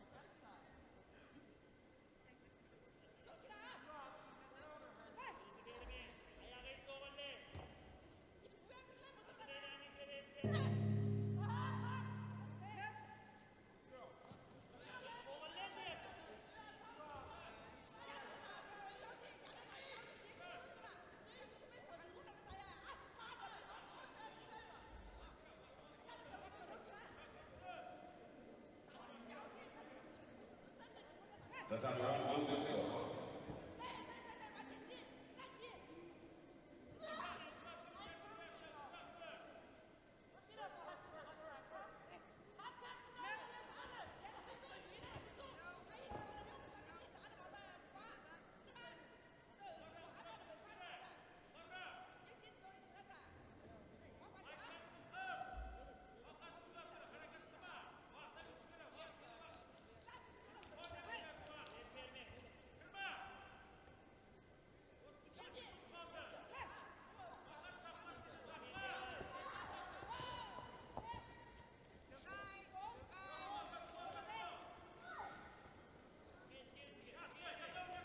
Üçüncü tarihe Kadıköy'de zamanda Arzu Kazakistan ve yarı final adresi kazandı.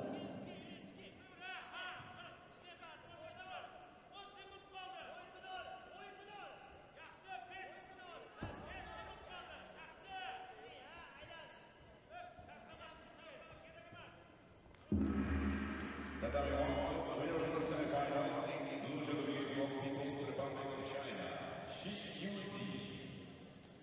She goes to the final. Mutia of USA will compete for bronze medal. Zgadzanie telekomunikacji Kilotańcza do Petina. Gücüyle Davutov, Karamotov, Özbekistan. Regebi Marcelo Casanova, Brezilya.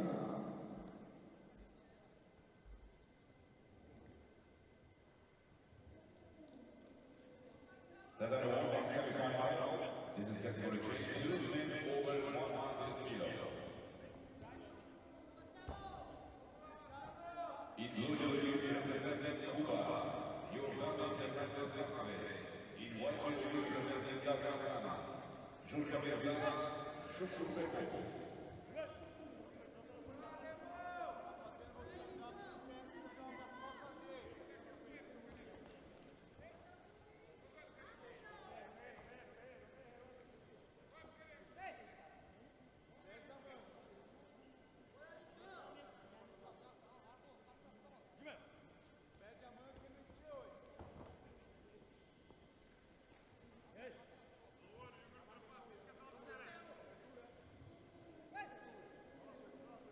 Tatami 2, semi-final.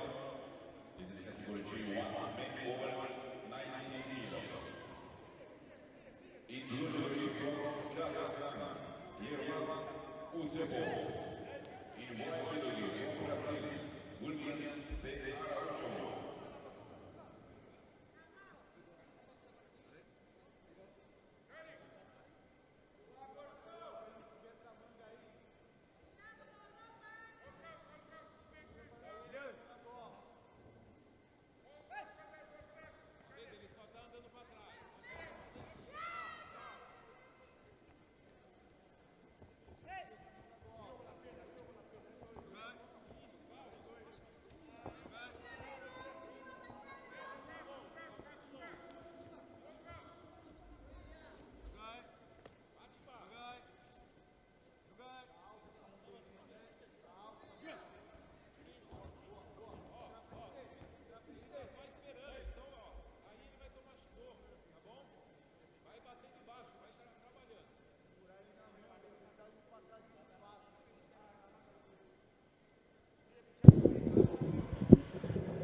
Marcello Casanova is on mat 3 in the under 90 kilo category J2 quarterfinal. He's up against Davurkon Karomatov of Uzbekistan. Casanova in the white judogi, Karomatov in blue.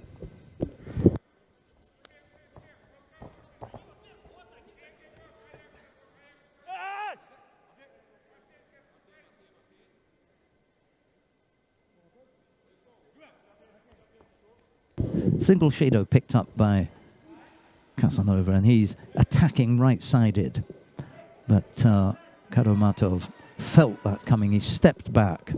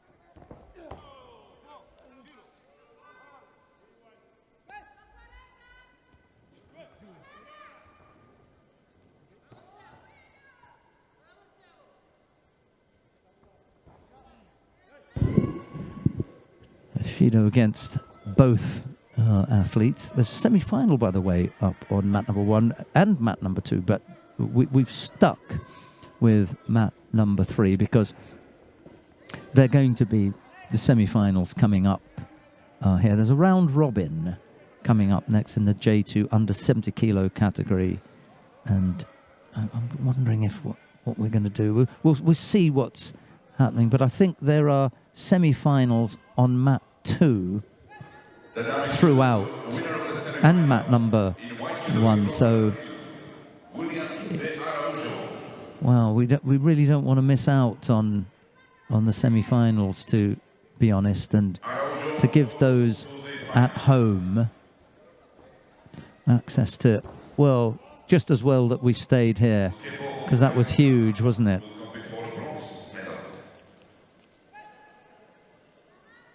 Oh.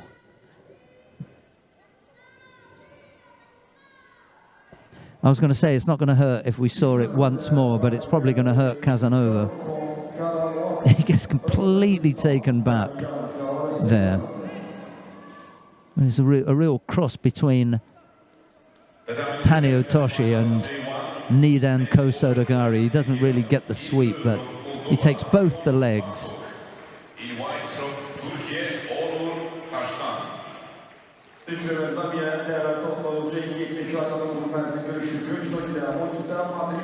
Right then, let's see where we're going to go, because there's this round robin contest coming up. I'm having a look down at the far end of the competition hall to see if we're going to see Ogawa again, because Ogawa had that foot injury and didn't come out. So before we get too involved in this, let's go to mat 2 then. It's the second time that we're going to go to mat 2 today. Onur Tastan of Turkey goes up against Ion Basok of Moldova. It's Tastan in the white judogi, Basok in blue. We joined the contest with only half a minute gone, so 3.5 minutes left to go.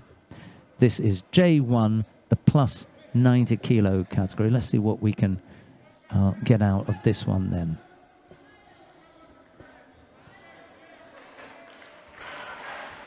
Ochigari from Basok has Tastan stepping off that to avoid getting caught. There's a little bit of foot tapping from Basok as he tries to set something up. He threatens with the right-sided Ochigari again, but again, Tastan steps off it. Makikomi from Tastan, and he throws Basok for Ippon. He wraps the arm up nicely.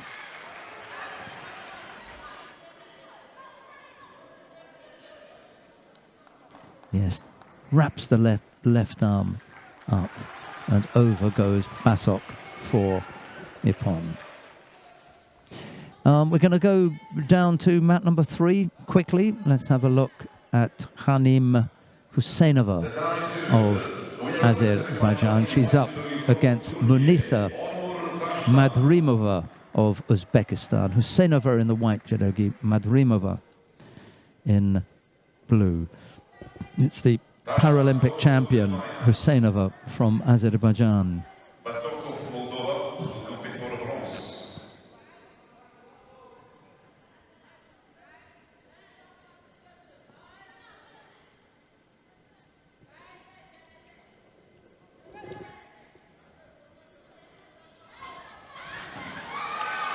Just in time then to see that Ippon down on mat number 3. A little Kosotogake. She just hooks in at the back here and pushes her opponent. We were talking about this earlier, Philip. There's no sweep there. She just hooks to push her opponent over that leg. So Kosotogake, and over she goes. Yes, there's a thin line between whether they sweep or not, but we didn't see the reaping. We didn't see the reaping action there from Husseinova. Just the hook at the back and the push over the blocking leg. Right, so I wonder if we are going to see Miss Ogawa from Japan. She had a pretty bad foot injury earlier on. Let's see if she is recovered sufficiently well to come back to the tatami. Her opponent is Wang Yue of the People's Republic of China, and we can see Wang making her way down to mount number 3. She'll come in to the shot very shortly. The referee is already standing in the middle awaiting the arrival of Wang, but it doesn't look as though we're going to get to see Ogawa, and I would have been very surprised if she'd made her way out, given that she'd limped off the tatami and then she was carried off. So no Wang Yue. So Wang Yue, sorry, is there, but no Ogawa Kazusa. Yeah. Right, so we can come to the tatami to give Wang Yue the contest.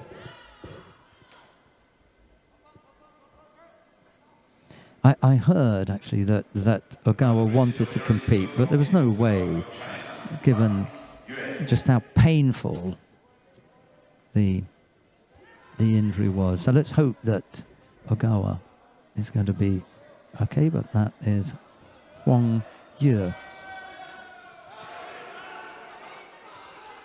A win for Wang Yue. Let's go back to mount number 2. We're going to see the semi-final in the J1 under 70 kilo category. Liu Li of the People's Republic of China is up against Mev Uslu of Turkey. Liu in the white judogi, Uslu in blue. We join the contest with 3 minutes left on the clock. Liu has just defeated Uslu.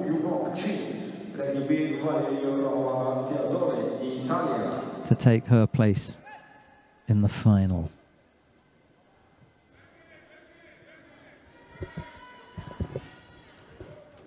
Tatami 2, the winner of the semi-final in white from People's Republic of China, Liu Li.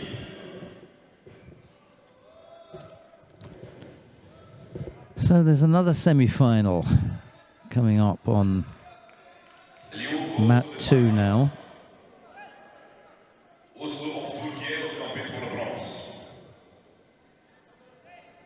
It's Theodora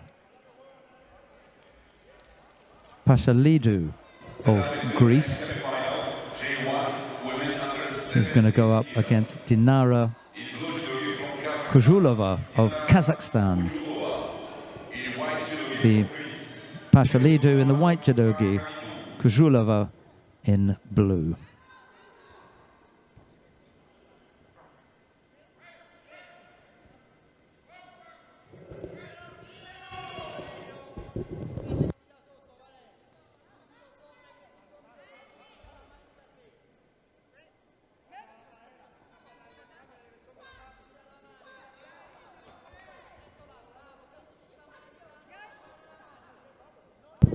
Right, we're underway with this semi-final in J1 under 70 kilo category.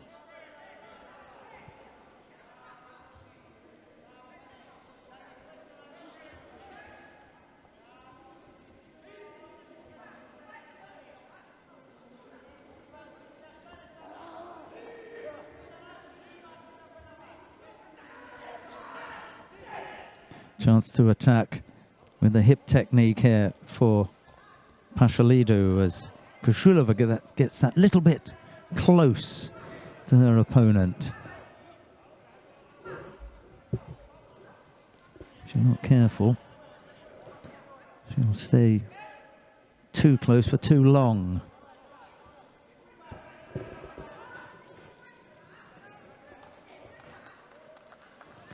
Yes, well, that was the problem for Kuzulova. Pashalidou felt just how close her opponent was. As a result of that, she was able to come up with a nice technique to finish.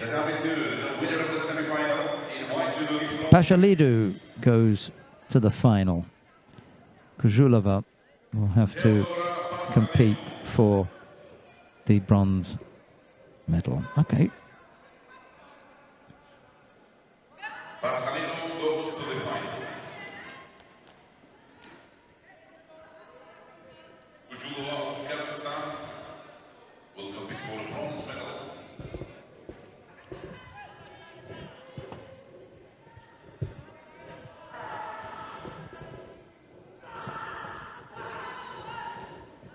Well, there's been some action down on mat number 3, where Wu Yurong has just thrown Valerio Teodori of Italy. I don't mind seeing that one more time. Yep. Kind of climbed all over him for that Ippon Seoinage, a rolling Ippon Seoinage from Wu Yurong. That's in the repechage of the J1 under 90 kilo category. We're back to mat number 2 now, and we're watching, who is it that we've got here? Rebecca Silva of Brazil. Just going to have to go back to my mat 2 list. Shouldn't take me long. Rebecca Silva is up against Sheila Sanan Hernandez. There you go. Sheila Hernandez of Cuba. There's no score yet. I saw Rebecca Silva earlier on in the quarter-final, just out the corner of my eye.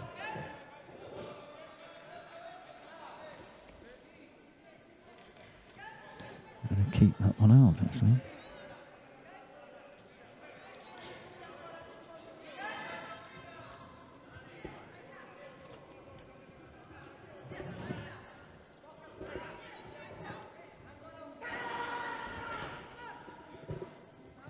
What, has Wu thrown him again for Ippon? How many times has he got to throw him then? Did they give Wazari for the last one? No, the previous one. They gave Wazari for that. You are joking, aren't you?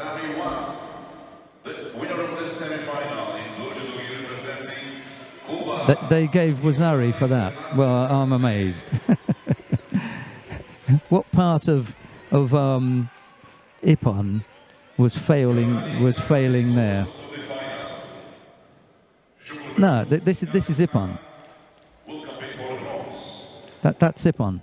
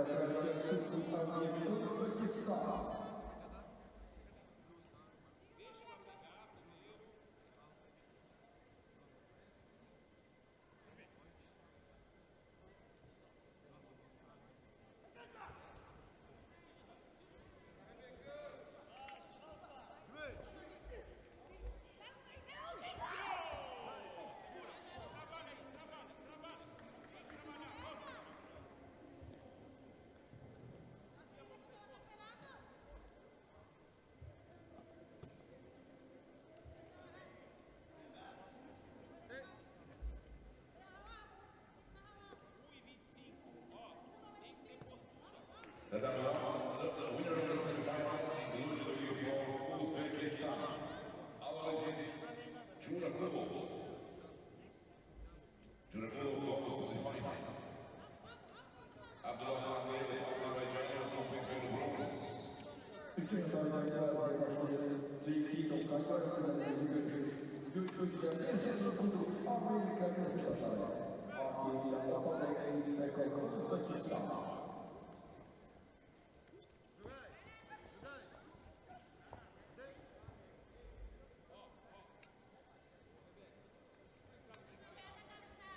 Tatami 1 next contest semi-final, category J1, women over 70 kg.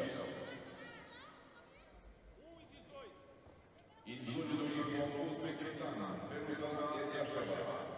In white judo from Turkey, Nazar Güneş.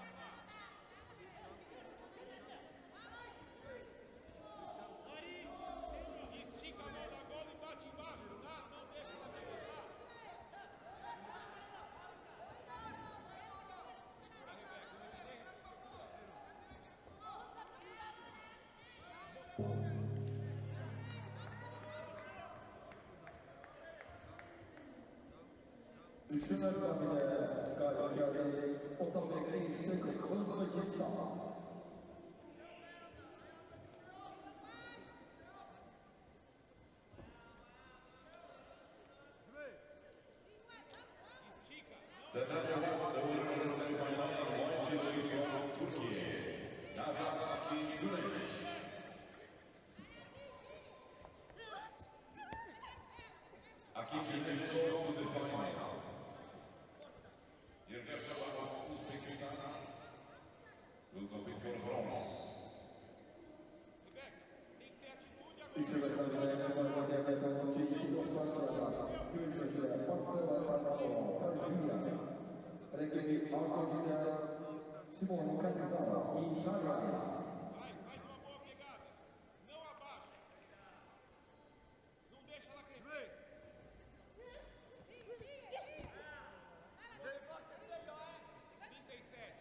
That are one next semi-final. This is category J1, women over 70 kg.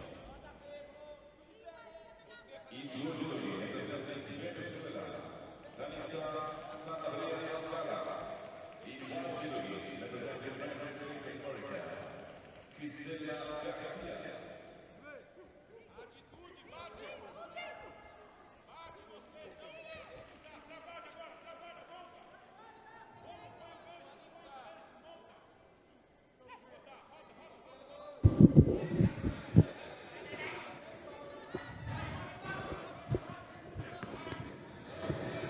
This is the semi-final with Rebecca Silva. We started off with Silva. She's got 15 seconds left in the contest. Hernandez with a real task here if she's going to try and pull something back. This is really the last-ditch effort, if you like. Silva, I'm not sure how much she's got left in the tank. Hernandez rushes forward to try and save the contest. Got to go now. Very little time left on the clock. Last few seconds, and it's Silva who attacks, and that's going to eat up the remaining time, and that'll be it. There's a second left. It won't really make any difference now.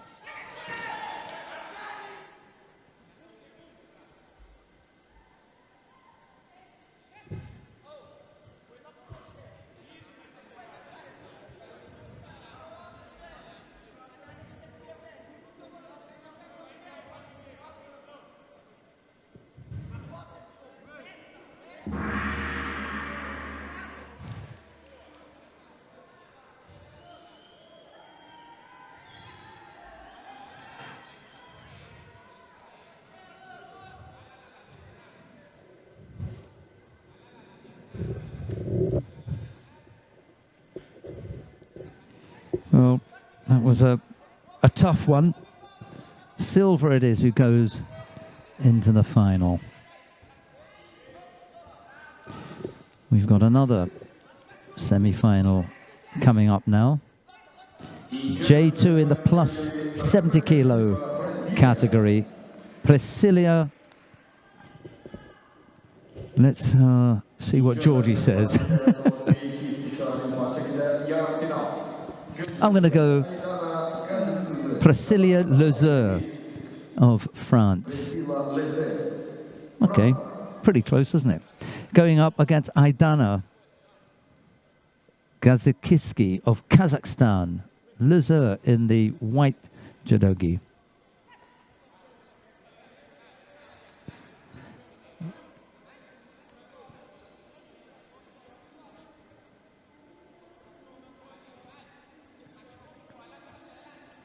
Gazikiski in the blue judogi, and there's a score already on the board. Ochigari from Gazikiski. And Osai Komi as well? Yes.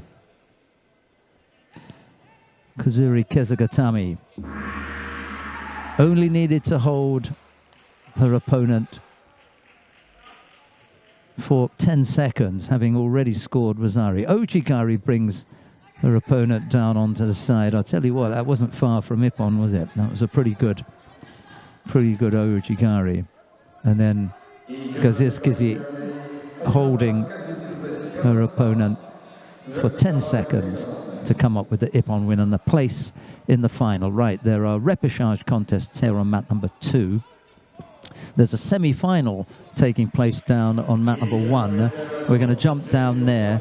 Cristela Josette Garcia of the United States of America. Who is her opponent down there?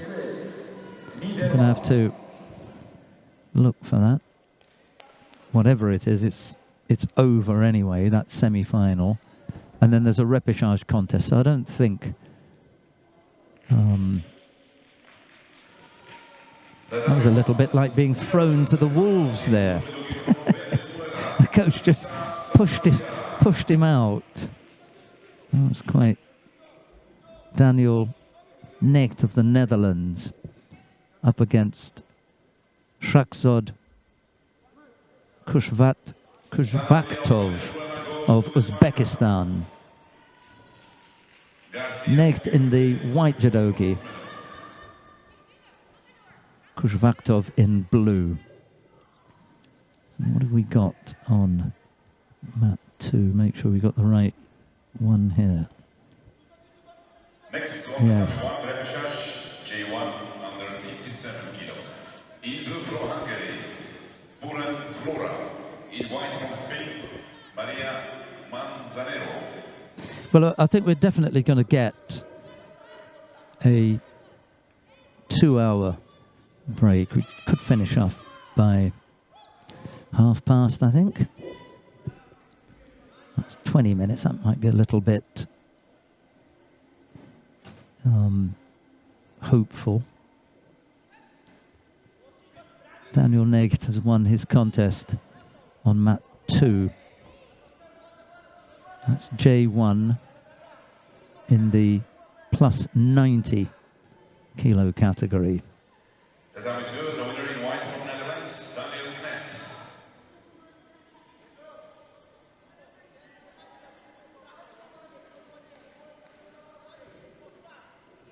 That was a repechage contest. In actual fact, they're all repechage contests here for a while. The next semi-final is going to be on mat number 3. That's in a while from now. J1 in the under 90 kilo category. Right, who have we got coming up now?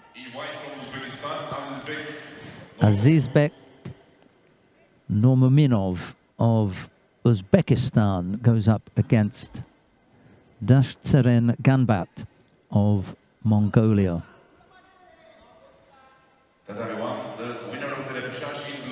Normuminov in the white judogi, Dashtseren in blue.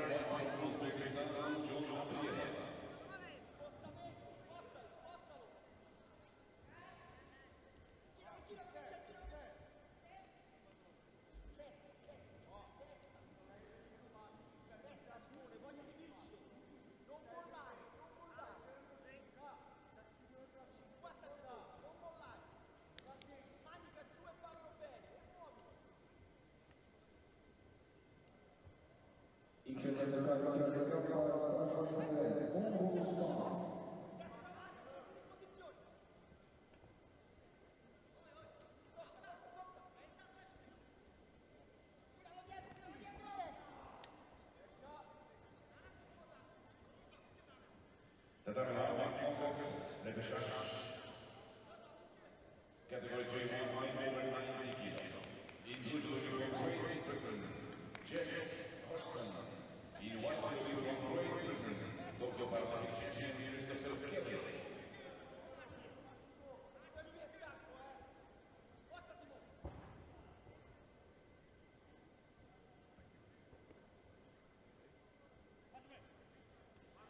Tatami 2, Lebeshash, J1 under 70 kilo. Individual from India. In white from Mongolia, Azerbaijan, Turuna.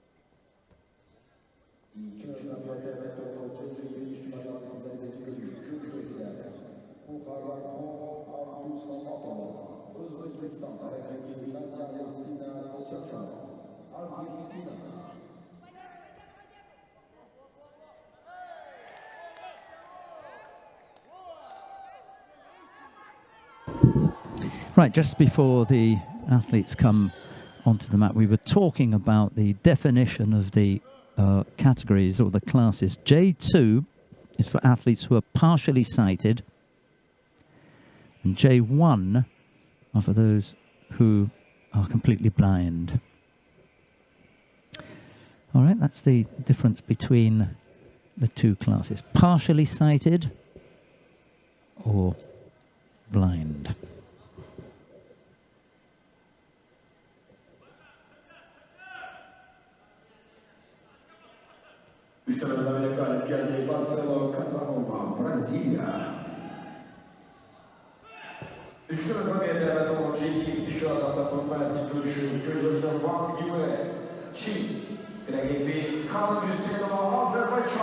Right, shall we go back down to mat number 3 because we've got the home favourite, Khanim Husseinova of Azerbaijan. She's going up against Wang Yue of the People's Republic of China. Husseinova in the white judogi, Wang in blue.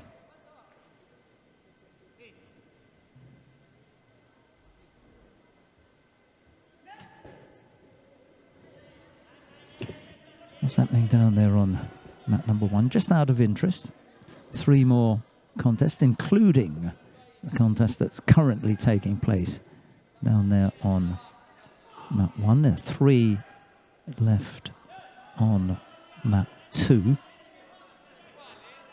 And we've got a few more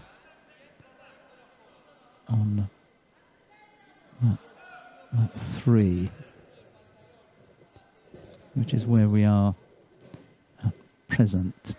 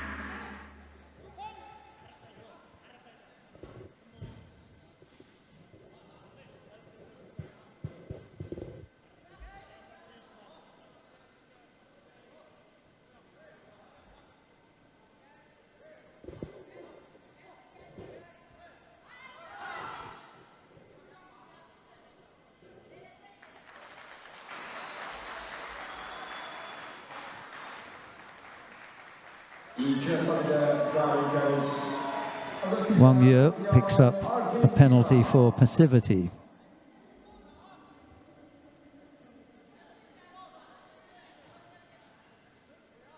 Tatami 1, the winner in white from Great Britain, Christopher Skelly.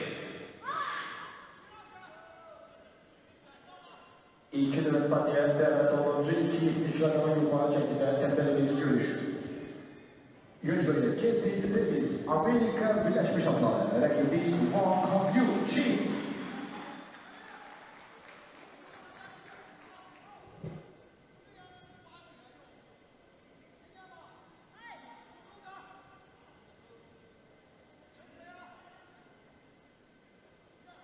Single Judo against Wang. A little over 2.5 minutes left on the clock. That's a nice counter from Wang. She catches the Paralympic champion, and now a chance to work on the arm. If she tightens up the arm first and then tries to free the left leg, she can work on that arm, and eventually that left leg should come out. Has to work harder on the arm. There's no reason to let go of the leg here because there's not enough pressure on the arm. Yeah, and now she has to tap. As soon as that leg came away, then you could get the right amount of pressure on the arm.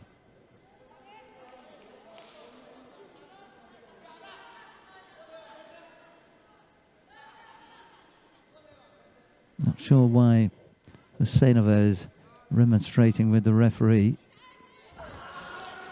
And it was a good score. And the application on the arm was fine. What's the problem? Everything was correct there.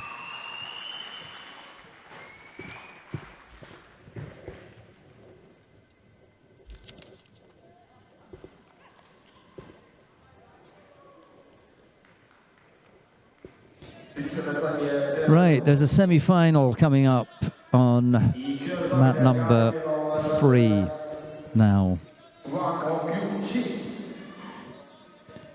That is Artur Cavalcante da Silva going up against Zakir Mislimov of Azerbaijan. It's Cavalcante da Silva in the white judogi, Mislimov in blue.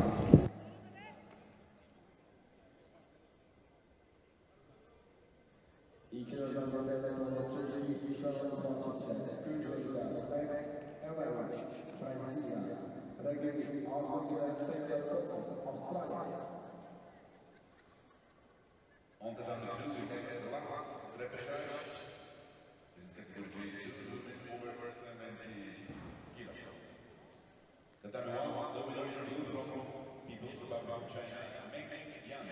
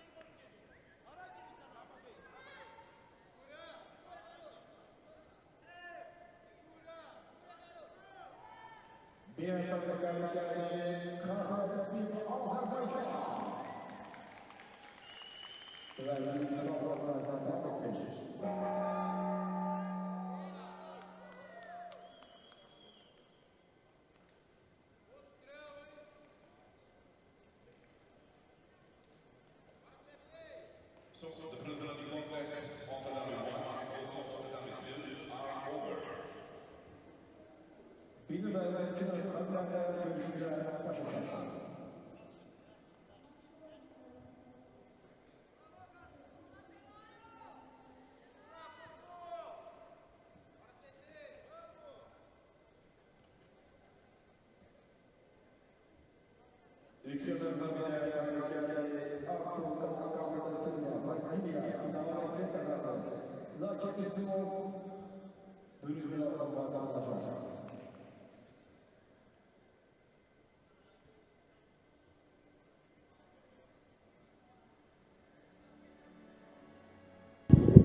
Right, well, all of the contests on mats number 1 and 2 have finished. The last of the judo, which will probably take us up to 3 o'clock, is all going to be concentrated on mat number 3. Now on the number 3 next contest, this is semi-final. J1 men under 90 kilo. Right, the J1 under 90 kilo category semi-final between Antonio da Silva of Brazil and Gökhan Biçer of Turkey is about to take place. Da Silva of Brazil in the white judogi, Biçer of Turkey in blue. Yes, we've still got a little bit of judo on mat 3. In actual fact, 6 contests to follow this one.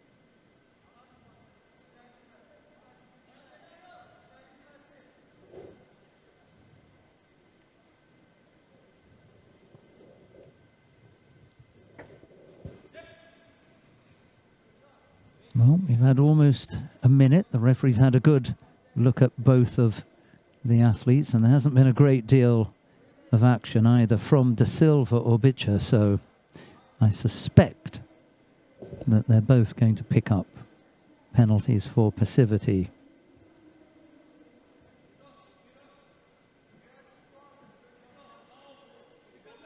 And that is the case. They've both been penalised.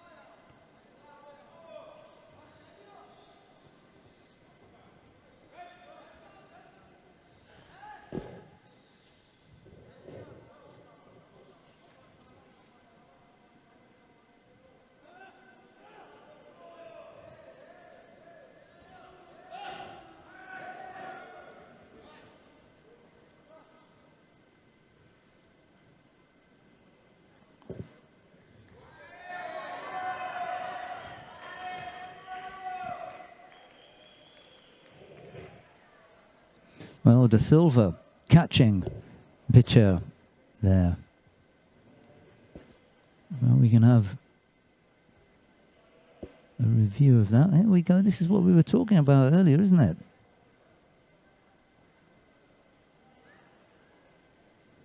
Now, you tell me if that, you can see how the hands go in. There's no shimiwaza there, is there? I mean, that can't be right.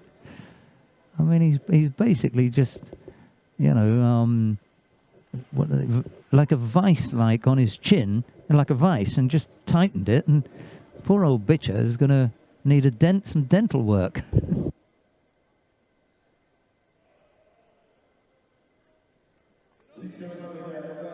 Okay, well, the referee was there in the middle, and he feels that he saw the shimiwaza. He must have given the referee a hug as well. I'm not surprised.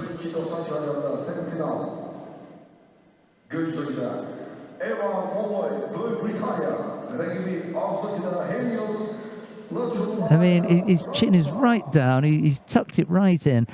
Sorry, once more, just have a look.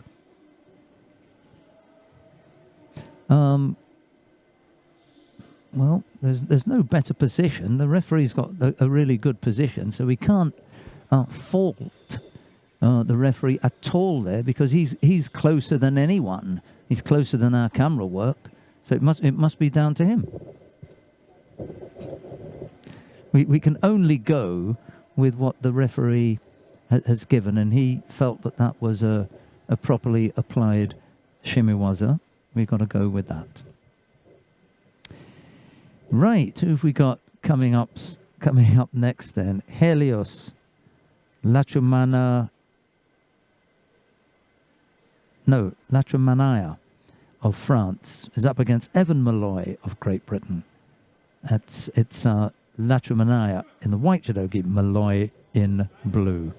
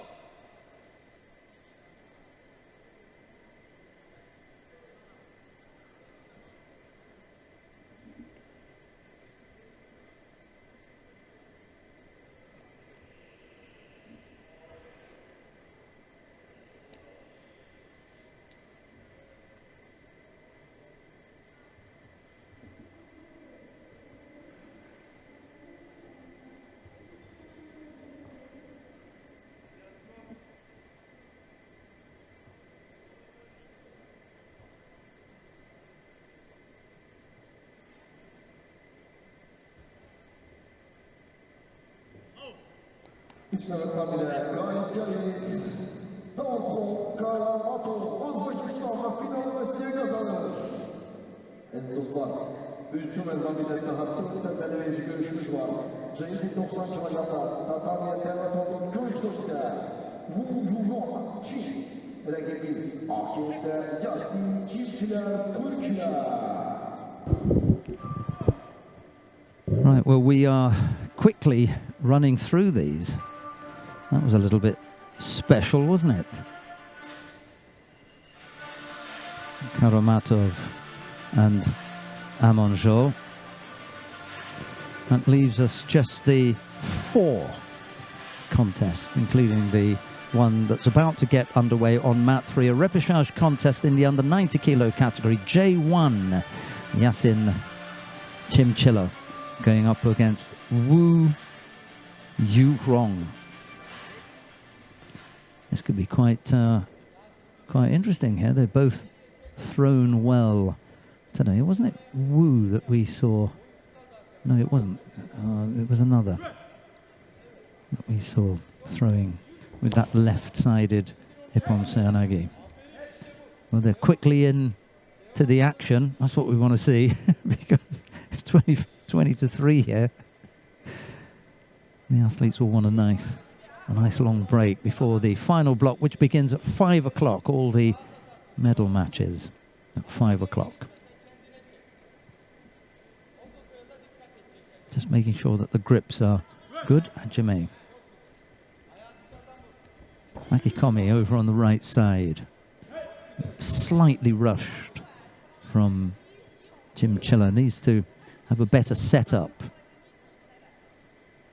if he's going to be successful. The J1 athletes have a lot of feeling because they are blind. Oh, almost going against the arm there.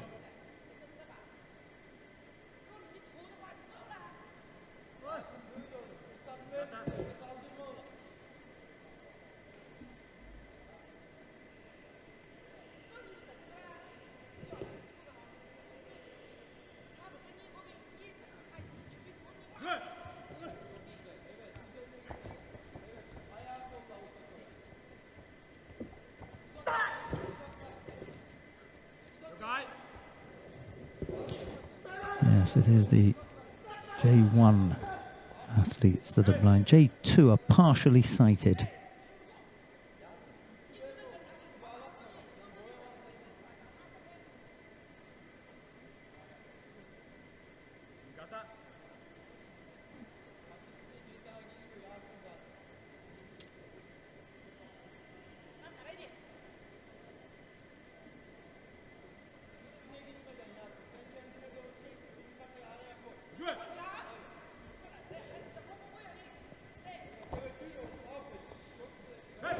Looking for a little Sutemi Waza. Chimchilla, it didn't quite come off. Who's just a little bit off the pace there, has got to be careful. And actually, he picks up a Shido for passivity. The referee, Nazim Husseinov from Azerbaijan, right on top of that. The timing of that Shido for passivity, spot on.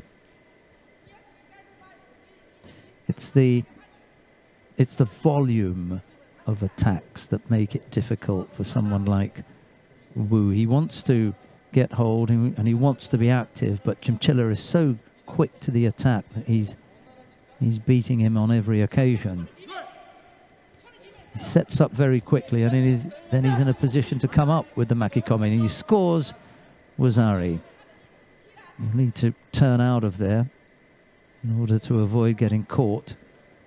Wu would like to stay close to get involved in some Newaza, but he gets caught here. Yeah, there's nice contact with the upper body. That's enough. But there's just that little bit with the right leg on the way down as well to help bring Wu down onto his side. We've had almost a minute, and Chimchilla leads by Wazari. Wu has picked up a single Shido, which was for passivity.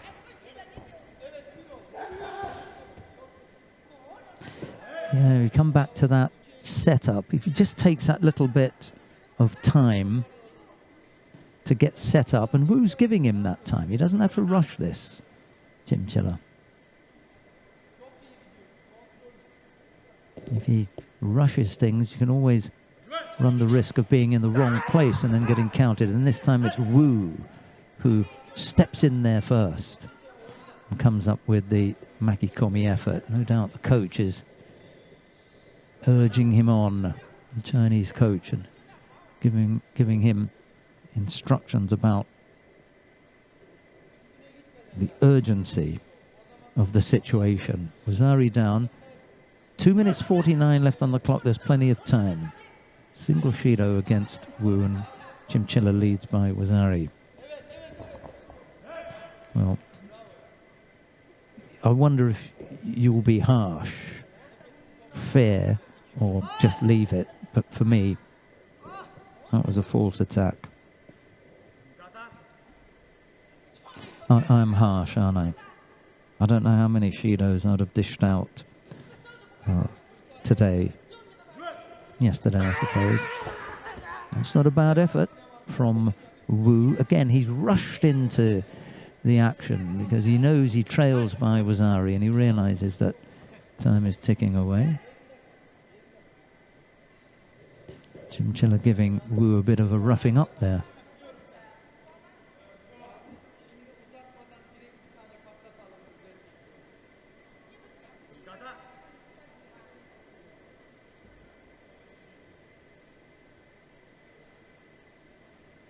Right, they grip up again. Hajime is called. Right, so we've seen that already. No, I don't think he did push you away. Oh, Yasin. He's indicating that he was pushed away. I don't think so at all. That was a poor attack, mate. Sorry. And you're going to get away with it. I don't feel it. Can we just see that one again? Only because Chimchilla feels that Wu defended against the attack. And I really don't feel that that was the case. Let's catch it after this next exchange. They exchange very quickly. It takes about 10 seconds or so. And having said that, it's the first time that they've gone for longer. Isn't that funny? Good grip now from Wu. Almost. I'm not sure that they went to ground. Yeah, okay. Anytime you're ready.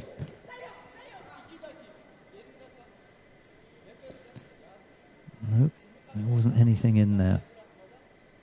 Oh, he does actually. He's quite right. Look at that again. He does push him away. I take it back. Yasin. Chimchilla. He did defend against it. Wu sensed the Makikomi coming, and he pushed Chinchilla away. Well, certainly broke off the grip. This time it's Chinchilla who picks up a penalty for passivity.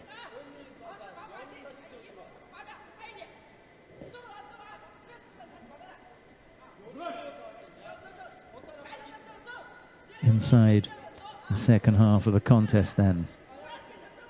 Bent over and slightly defensive. Chinchilla, he stands up now. Wu's got a long way to go and they wander off the competition area.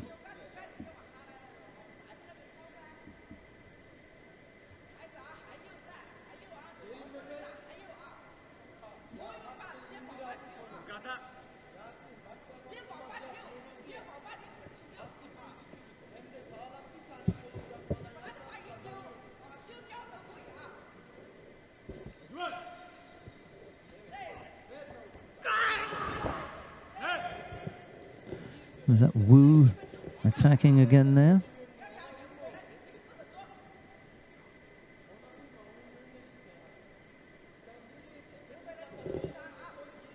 It's a good battle, this one, and there's plenty of time left on the clock. Minute 41.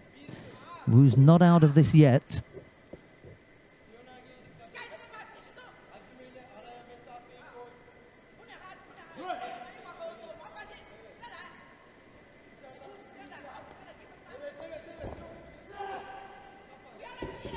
Right, this is the, again, reminds me of something we saw early on.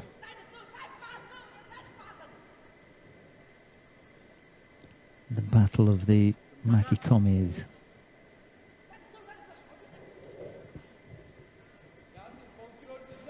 Minute 32 left to go. The thing that Wu's got to be careful of is not to fall behind on attacks. Almost came up with the Uchimata and he's just lost contact with Chinchilla, so he can't follow up into Newaza.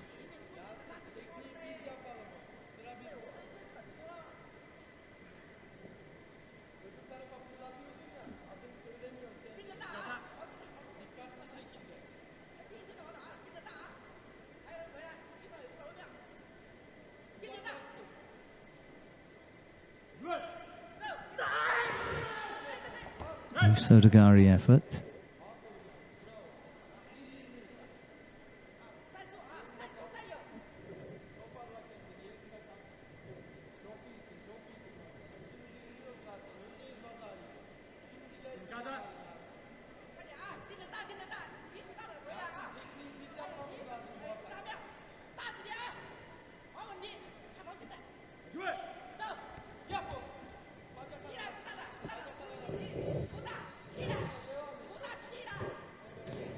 Yes, it's an interesting battle, this one.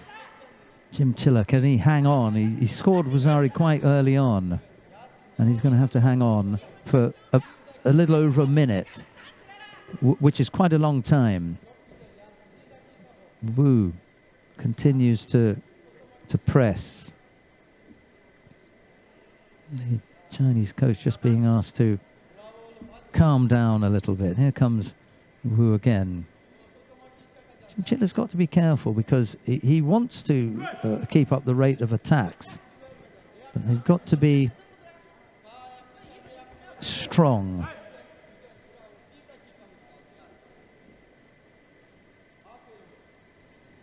Wu, for his part, can't afford to fall behind in attacking.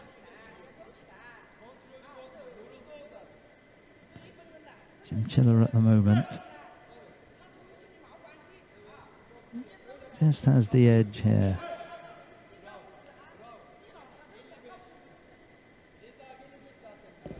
I'm going to count that one as well, so Wu's got to be a little bit careful. Yeah, I'm with the referee here, just let that one go. See what happens here. Okay, they both had a go. Which is what you want. You want both athletes attacking and positive.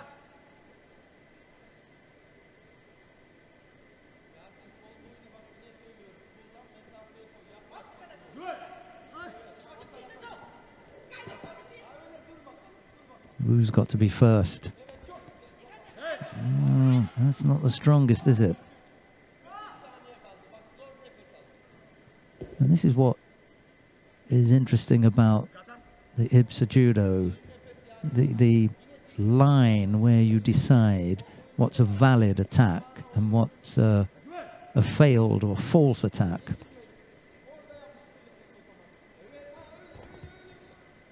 Nothing wrong with that one.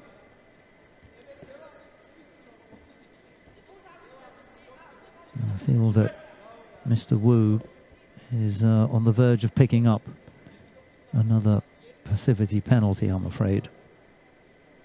Just stepped off the pace. And it's Chinchilla, really, who's been making all the going. So another attack, another valid attack by Chinchilla really will draw another Shido for Wu. So Wu's got to come up with a big attack here. He does.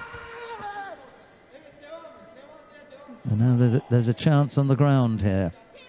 To his credit, Wu did come up with a big attack. He has to defend against the attempted shimiwaza here. Not in the best place. He's got to get the timing right for the turn. And then he's going to find a way to get out of there. Well, time was expired. A single score by Yasin Chinchilla was enough for him to take the contest. He gave absolutely everything in that. He can't have a great deal of energy left. But luckily for him, there's going to be a 2-hour break. And he's going to need it when he comes back to compete in the bronze medal contest. A good battle between Chinchilla of Turkey and Wu of the People's Republic of China. But it's Yasin Chinchilla of Turkey who goes into the bronze medal contest.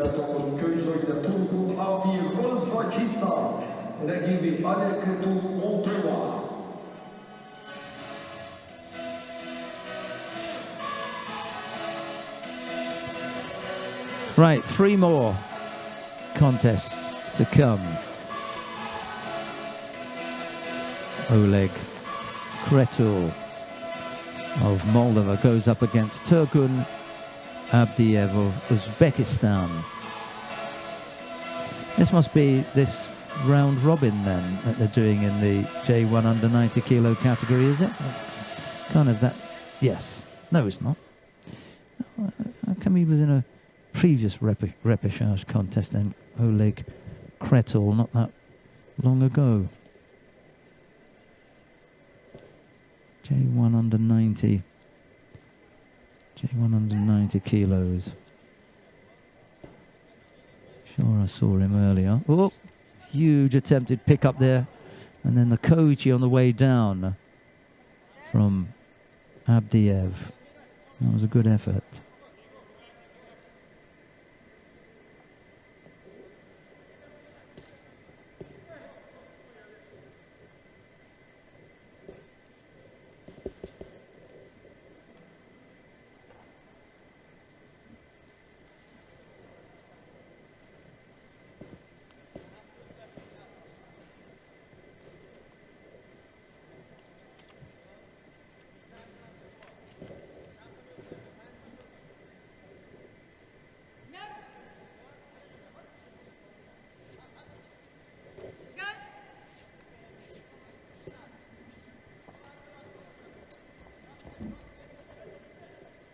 Chance for the pickup again. It's just blocked with the leg there.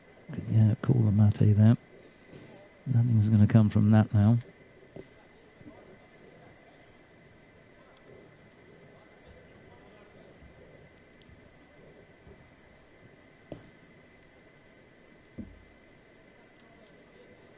I don't know how he lost.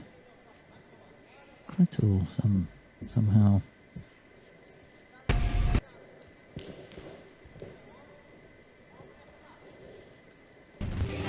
Yes. And there he does catch Abdiev. He has been in another repechage contest, so must be. I don't know why they've got different repechage contests that Kretul has been in. Anyway, he is.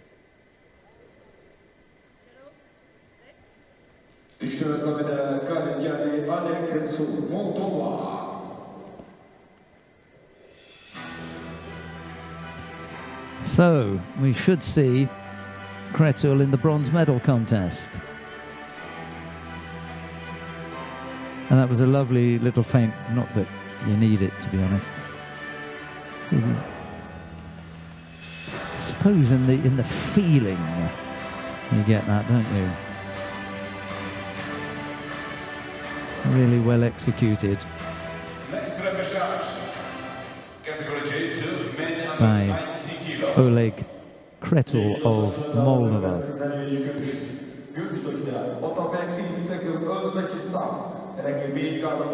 Coming up next, Galimzan Smagul Uli of Kazakhstan goes up against Otabek Irisbekov of Uzbekistan. Smagul Uli in the white judogi, Irisbekov in blue.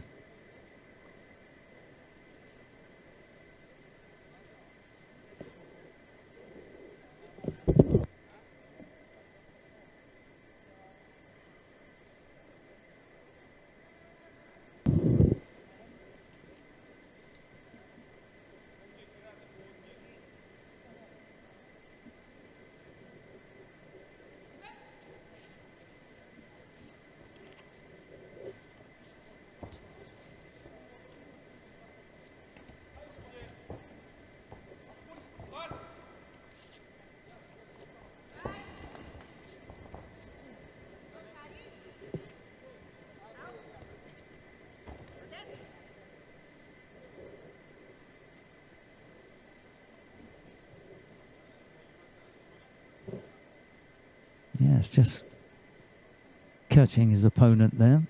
Nice combination. Irisbekov bringing Smagul Uli down onto his side.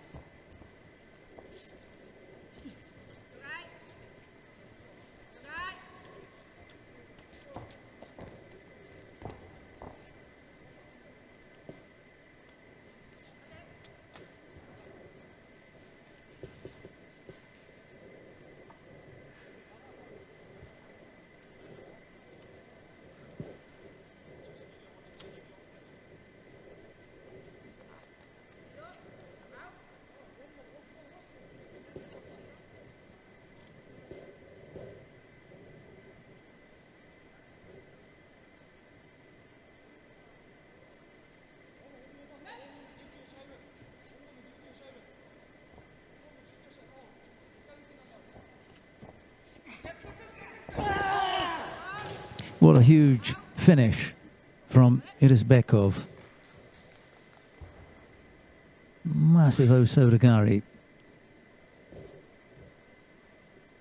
There's no way that Smagul Uli was going to get off that one. Galimzan Smagul Uli going over very heavily. Massive Osodagari.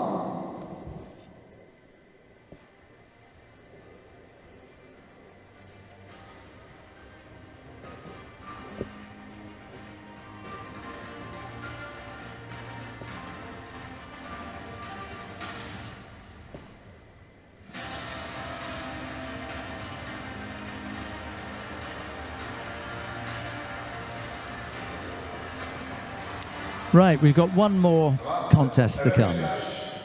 Repechage contest in the under 90 kilo category, J2. It's Daniel Goral of Germany. He goes up against Marcelo Casanova of Brazil. Goral in the white judogi, Casanova in blue.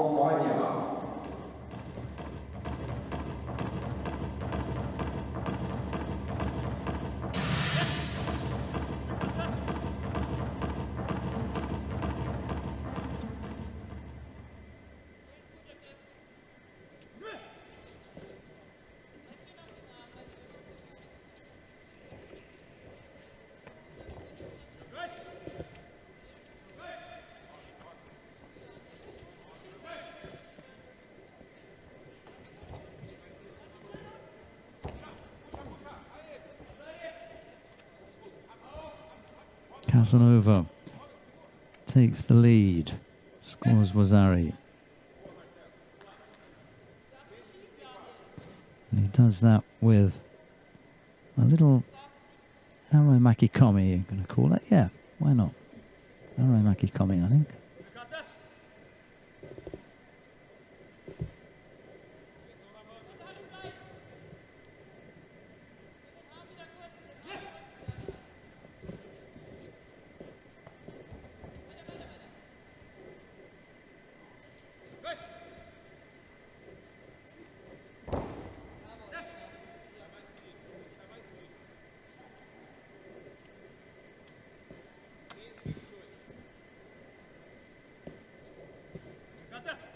So Casanova with a good lead early on in this repechage contest. Leads by Wazaru just after 3 o'clock here.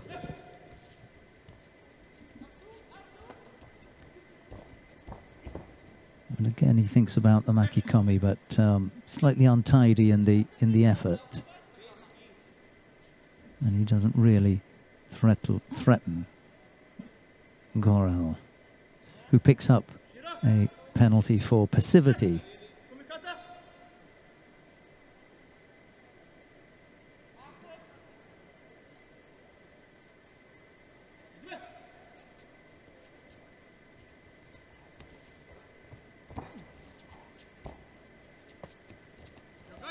Kojigari from Goral, and he almost comes up with a score.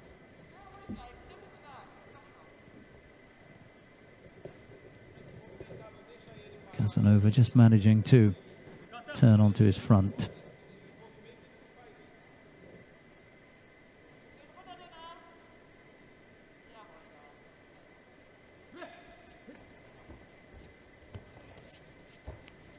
Casanova attacked with Osodagari. It was blocked by Goral, who now tries with his own effort. Well, he's not going to score there, Casanova, because he wasn't in control of the action going down to the tatami.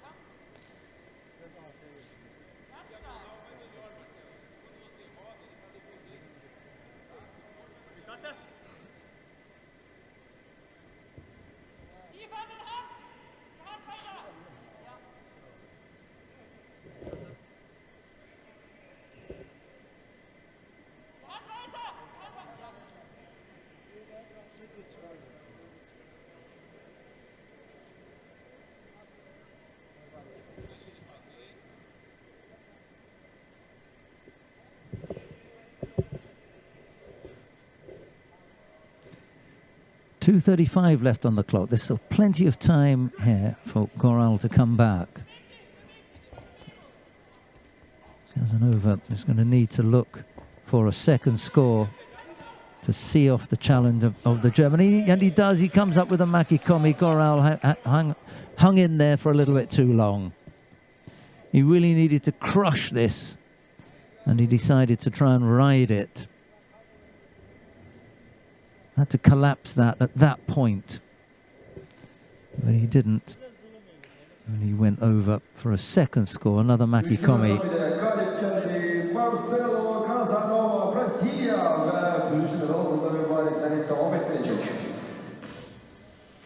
So 2 scores for Marcelo Casanova of Brazil. Gives him the contest. Right, very quickly, we're going to tell you that we're going to be back at 5 o'clock with all the medal matches from this, the second day of competition at the IBSA Judo Grand Prix in Baku. We look forward to your company at 5 o'clock. It's 3:05, so it's almost a 2-hour break. Thanks very much for joining us. We'll see you again at 5 o'clock from Philip Grebliczki and the broadcast team. Bye-bye for now.